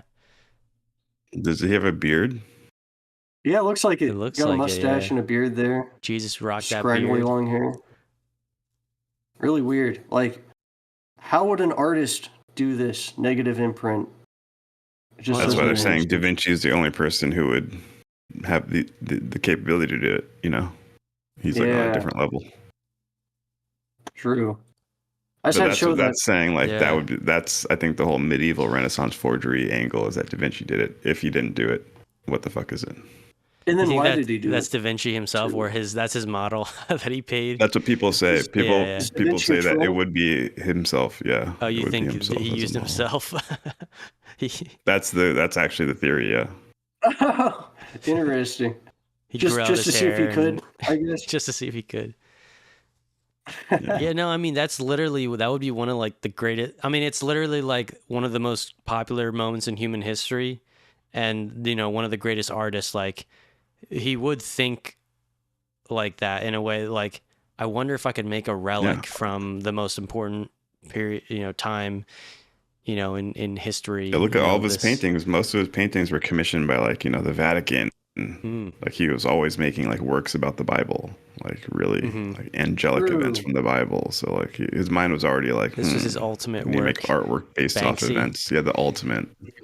Yeah, exactly. Yeah. Can I fuck the timeline up with this or what? Yeah, right. Dang, if that's true, Da Vinci is a troll. I mean, well, how does it mess it up? This neither like supports or disproves anything about the resurrection, I don't think. Yeah, you're right. So it doesn't really make a particular statement about, he's not like being like, oh, this means that Jesus didn't resurrect, because the linens would just be, I mean, in the Bible it says the linens were still in the tomb, doesn't it? I think so. Yeah. Yeah, and so maybe the Pope threw him like $1 billion to make a artifact to make them more believable, But I think what's interesting about the Urantia account, and like we made this proposal earlier, is that if the Shroud of Turin is legit, it's possible that imprint could have been made because of that accelerated time sequence of the decay of the physical body. That's what I'm thinking. And that's what's weird. That's what's very weird, is like, that almost makes me think it's more likely that is real than fake. Right? Well, yeah, and they're talking about like it has the perfect dimensions because like when a cloth is on the face, there's like imprints in dimensions. It's like weird. And like in order to make it perfectly like that, like you have to be a super Da Vinci artist and have all this knowledge and shit like that. Like, yeah, fucking crazy. Or it's actually legit, like it was on someone's face. It would make sense because it's like a negative, like a photographic flash, when you get like a chemical reaction from the light flooding in, like in a primitive like camera. The shadows that get from nuclear blast, like the shadow of the person is like imprinted. Exactly. That's what I'm thinking. Like because that energy radiation. Is like the photons. It's like, yep. And that accelerated time thing would have had, that was still a bunch of reactions happening. Some type of radiation, matter converting into energy. Wow. Solved. Written Scrolls Live. Thanks for humoring me there. I just had to share that with you. I found some cool photos. Are you going out, or can you read one real quick? I am actually going up, but I'll be here in spirit. That's cool. I'll read. I'm reading this one. Unless your adjuster leaves you and hangs out with us. Lock him up in a Faraday cage. Yeah, you're up. And that's it. I'm up, yeah. 4. Discovery of the empty tomb. As we approach the time of the resurrection of Jesus on this early Sunday morning, it should be recalled that the 10 apostles were sojourning at the home of Elijah and Mary Mark, where they were asleep in the upper chamber. Ooh, upper room. Said a lot in the Christian faith. Elijah and Mary Mark? That's a weird way to say it. Mary Mark? Yeah, that's a... Is that John Elijah Mark's mother? That's their last name? Did they use last name? Yeah, They kind of had versions of last name. Like John Mark. Yeah. Elijah and Mary Mark. Okay. Yeah, David Zebedee. Yeah. Okay, so that's their last name. I was confusing it with Mark the disciple. Yeah, but that makes sense. John Mark. Yeah.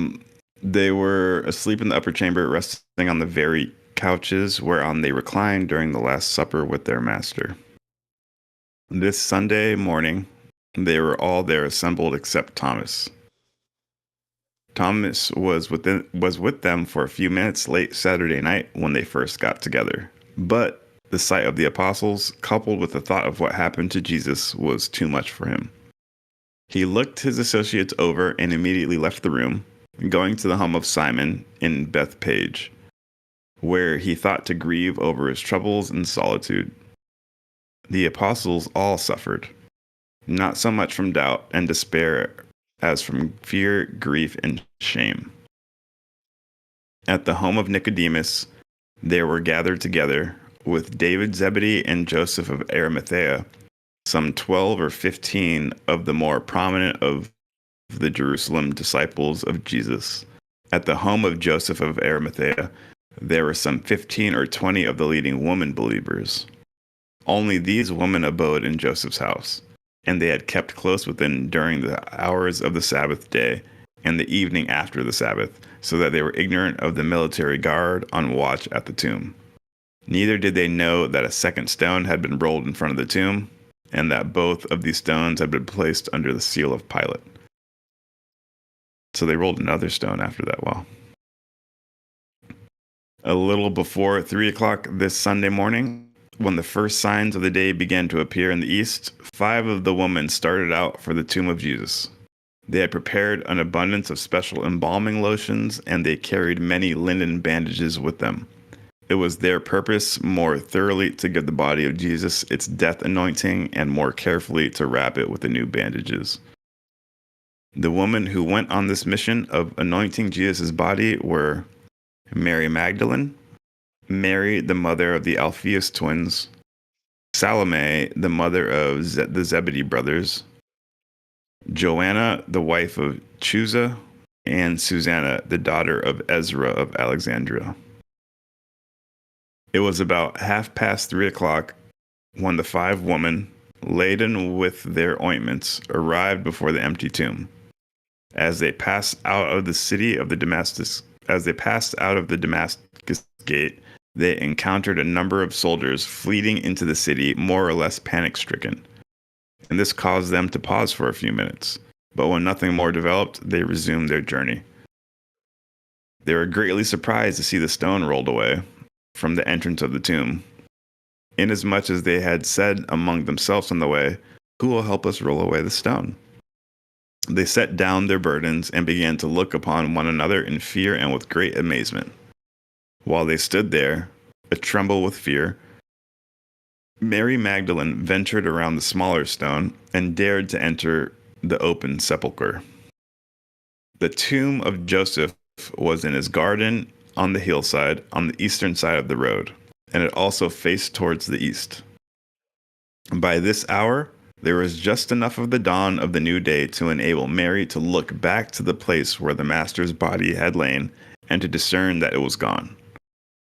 In the recess of stone where they had laid Jesus, Mary saw only the folded napkin where his head had rested, and the bandages wherewith he had been wrapped lying intact, and as they had rested on the stone before the celestial host removed the body.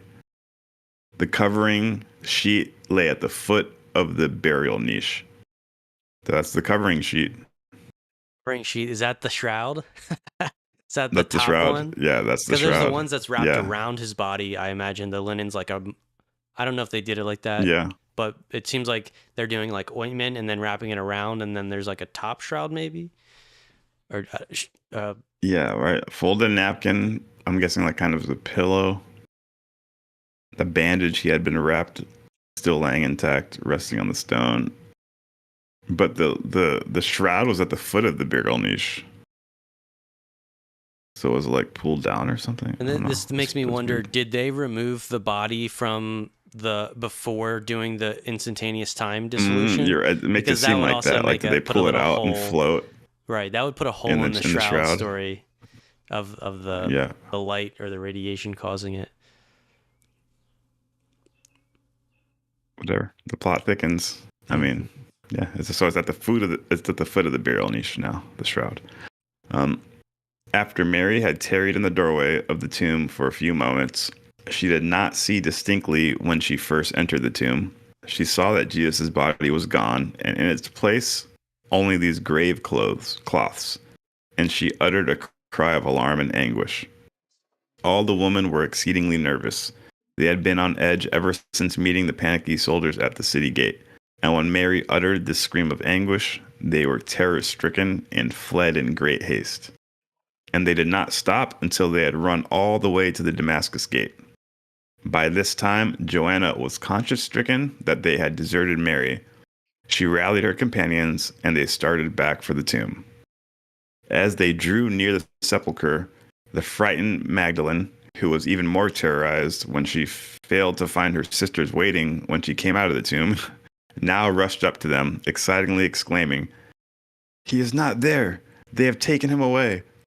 And she led them back to the tomb, and they all entered and saw that it was empty. All 5 of the women then sat down on the stone near the entrance and talked over the situation. It had not yet occurred to them that Jesus had been resurrected. They had been by themselves over the Sabbath, and they conjectured that the body had been moved to another resting place. But when they pondered such a solution of their dilemma, they were at a loss to account for the ordinary arrangement of the grave cloths. How could the body have been removed, since the very bandages in which it was wrapped were left in position and apparently intact on the burial shelf? Ooh, interesting. A little bit more insight. So there was some weird... Did they take the body out? Because apparently the bandages were all there. I don't know. This is left in the position... I'm thinking of like if you wrap the arm, it's like the wrappings is still, you can tell it hasn't been unwrapped. It's just like the body disappeared and like kind of like when the Jedis disappear and the clothes like fall down. Except in this case, because there's like a complex wrapping and stuff, they can tell that like it wasn't undone. It just looked like the bodies just disappeared. Yeah, and if he had bandages on under the Shroud of Turin, wouldn't that like kind of dampen the photon emission from the body? Like where the bandage was, it would see like less of an imprint, but maybe not, As these women sat there in the early hours of the dawn of this new day, they looked to one side and observed a silent and motionless stranger. For a moment, they were again frightened. But Mary Magdalene, rushing toward him and addressing him as if she thought he might be the caretaker of the garden, said, "Where have you taken the master? Where have they laid him? Tell us that we may go and get him." When the stranger did not answer Mary, she began to weep. Then spoke Jesus to them, saying, "Whom do you seek?" Mary said, "We seek for Jesus, who is laid to rest in Joseph's tomb, but he is gone. Do you know where they have taken him?" But then said Jesus, "Did not this Jesus tell you, even in Galilee, that he would die, but that he would rise again?" These words startled the woman, but the master was so changed that they did not yet recognize him with his back turned to the dim light.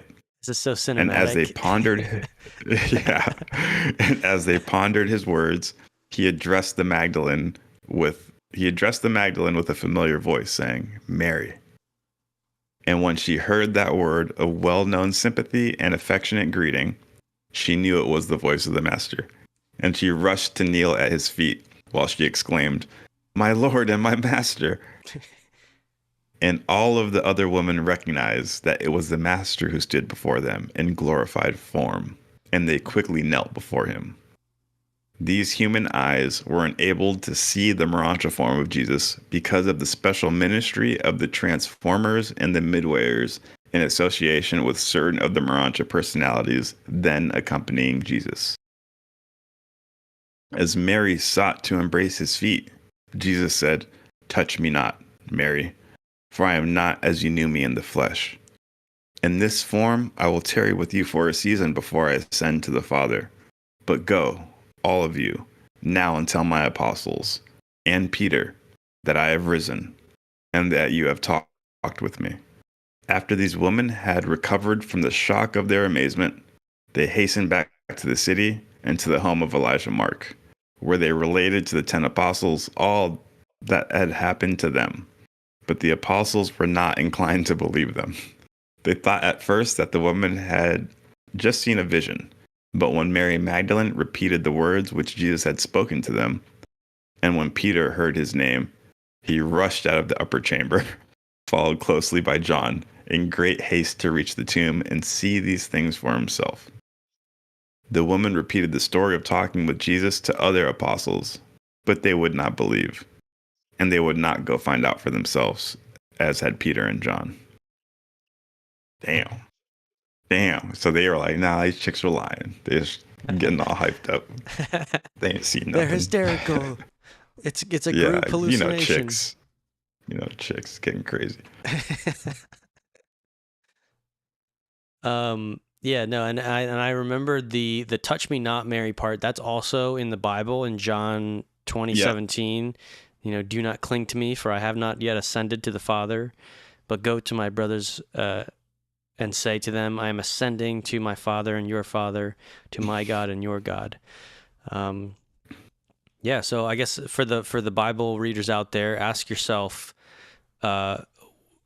what is some of the deeper mystery behind, if it was just Jesus's physical body that resurrected, why did he instruct Mary to not cling to him? For I have not yet ascended to the Father. It's kind of like it doesn't really, you almost have to pass that over if you think it's the physical body of Jesus that arose. You're just like, well, I don't really know why he would say, do not cling to me. But now with this story that we're telling you, you are now informed that it's Jesus' spiritual morontia body that is here. And so that makes a little more sense on the instruction not to touch him. I guess it's still a little bit mysterious, but it's like, it's not a normal human body. So I don't know, something about the interaction or like holding on to him might not, maybe it just doesn't work well because like he's only being made visible because of some other, beings that it talks about here, the morontia personalities accompanying Jesus. I don't know if it was dangerous for them to be touching his morontia body. Yeah, right. Like, or if maybe they couldn't. If they tried to touch it, maybe they would just like go through the body or something. Yeah, freak them out. Oh my god. Yeah. So we'll keep reading here. The last section. All right, everybody. Thanks for watching thus far. We're about to finish it out, and this is Peter and John at the tomb. As the two apostles raced for Golgotha and the tomb of Joseph, Peter's thoughts alternated between fear and hope. He feared to meet the Master, but his hope was aroused by the story that Jesus had sent special word to him. He was half persuaded that Jesus was really alive. He recalled the promise to rise on the third day. Strange to relate, this promise had not occurred to him since the crucifixion until this moment, and he hurried north through Jerusalem. As John hastened out of the city, a strange ecstasy of joy and hope welled up in his soul. He was half convinced that the women really had seen the risen Master. John, being younger than Peter, outran him and arrived first at the tomb. John tarried at the door viewing the tomb, and it was just as Mary had described it. Very soon, Simon Peter rushed up, and entering, saw the same empty tomb with the grave cloth so peculiarly arranged. And when Peter had come out, John also went in and saw it for himself. And then they sat down on the stone to ponder the meaning of what they had seen and heard. And while they sat there, they turned over in their minds all that had been told them about Jesus, but they could not clearly perceive what had happened. Okay. Peter at first suggested that the grave had been rifled, that enemies had stolen the body, or perhaps bribed the guards. But John reasoned that the grave would hardly have been left so orderly if the body had been stolen, and he also raised the question as to how the bandages happened to be left behind and so apparently intact. And again, they both went back into the tomb more closely to examine the grave cloths. As they came out of the tomb the second time, they found Mary Magdalene returned and weeping before the entrance. Mary had gone to the apostles, believing that Jesus had risen from the grave, but when they all refused to believe her report, she became downcast and despairing. She longed to go back near the tomb where she thought she heard the familiar voice of Jesus. As Mary lingered after Peter and John had gone, the Master again appeared to her, saying, "Be not doubting, have the courage to believe what you have seen and heard. Go back to my apostles and again tell them that I have risen, and I will appear to them, and that presently I will go before them into Galilee as promised." Mary hurried back to the Mark home and told the apostles she had again talked with Jesus, but they would not believe her. But when Peter and John returned, they ceased to ridicule and became filled with fear and apprehension. Classic men. They need the males. Classic need males. The males to come Don't in. believe the women. Gotta mansplain. Yeah, maybe it's because Mary didn't mansplain it to them right. They could only understand mansplaining. And so when she says Jesus is alive... She didn't spread her legs when she sat down. When she sat down, if she spread her legs, they would have listened to her. They'd be like, oh, okay. She would have manspread and then mansplained. Then they'd have been like, oh, yeah, okay, it's right. Yeah, but instead she was crying. She was crying, and they're like, woman, why are you crying still? Yeah, that's exactly. You quit it with your tears and gossip. No, it's cool. Great insight. I mean, you're not finding any of this in the Bible. This is the Third Testament right here. Yeah, actually, a lot. This is just fleshing out the same concepts, but it's super cool. That was a fun ride right there. That was a nice little paper. I guess it doesn't say exactly who it was given by, but in the beginning of the Jesus section, it kind of just says it's a composite of everybody who was there. Damn, trippy, man. Decomposition, interdimensional decomposition of the body of Jesus. Yeah. Bet you didn't have that on your bingo card for this Easter Sunday. Archangel resurrections. Angels being powerless to help Jesus resurrect. Him resurrecting in a form that you will get also. These are all angles that, kind of get missed when you're just reading the Bible. So I hope that we could have injected some truth into your mind, bodies, and spirits today. I hope you guys enjoyed the entire show. I had fun with it. This is great. Like I was telling them, we woke up today and we wanted to make sure that people remembered the truth about the resurrection. He is risen. He is risen again. I'm wearing it on my shirt right here. That's the thumbnail. He is risen. The biggest victory to ever happen on your Urantia. Jesus Christ, the creator of our local universe himself, coming down and showing the way and how to do it. Like a baller, like a badass. He did it so hard that he literally changed the timeline. AD and BC. We now have our entire calendar system around his life. We broke it down for you literally by timestamp. Sunday at 3 o'clock, Sunday at 2 o'clock. This happened, this happened, this happened. Paradise personalities came down, witnessed, and disappeared. We got the secret timeline behind the resurrection. And here you go. It's yours to have now. Take that. You're welcome. Now you can go crazy with it, or you can go fuck up some other people's minds. And you know what your job is to do, to spread the message straight up. So again, but first, like the button. Read the next paper. Keep reading this story. There's so much more here.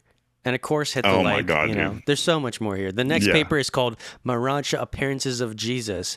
You want to know those 1,000 people he showed up to? Check it out. Follow it up. and that's on you. That's not on us. We're not here to read this to you. We're just riffing. We're introducing it to you. That's our job. We're introduction.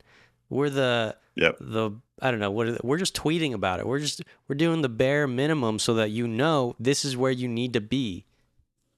Yep, exactly. We're just putting up the bat signal. Say, hey, come check this out. This is where it is. Putting a little like red flag on it so that you guys can check it out later. And the next paper you said is crazy. The morontia appearances. We have to go over that sometime pretty soon because those are badass, and it just talks about the mechanics of the astral dimension. You know, everything that happens behind the veil, behind the physical reality, what you can't see. It gives you a little insight, specifically pertaining to Jesus' different appearances, which is really cool.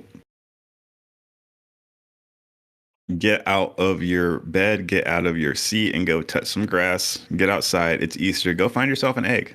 Go worship. Go, what would be the right word? Go partake in that pagan ritual. But also remember the story that we're talking about.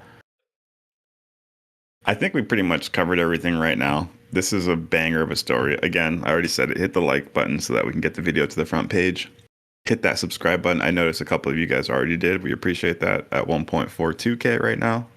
50K by the end of the year, speaking it into existence. So send it to your grandma, send it to your friends, and be like, hey, even if they don't watch it, send it to them. Be like, hey, this is some cool information about Easter. If you really care about like how Taylor beautifully put it, your master class, your master study on Jesus, then this needs to be added to your collection.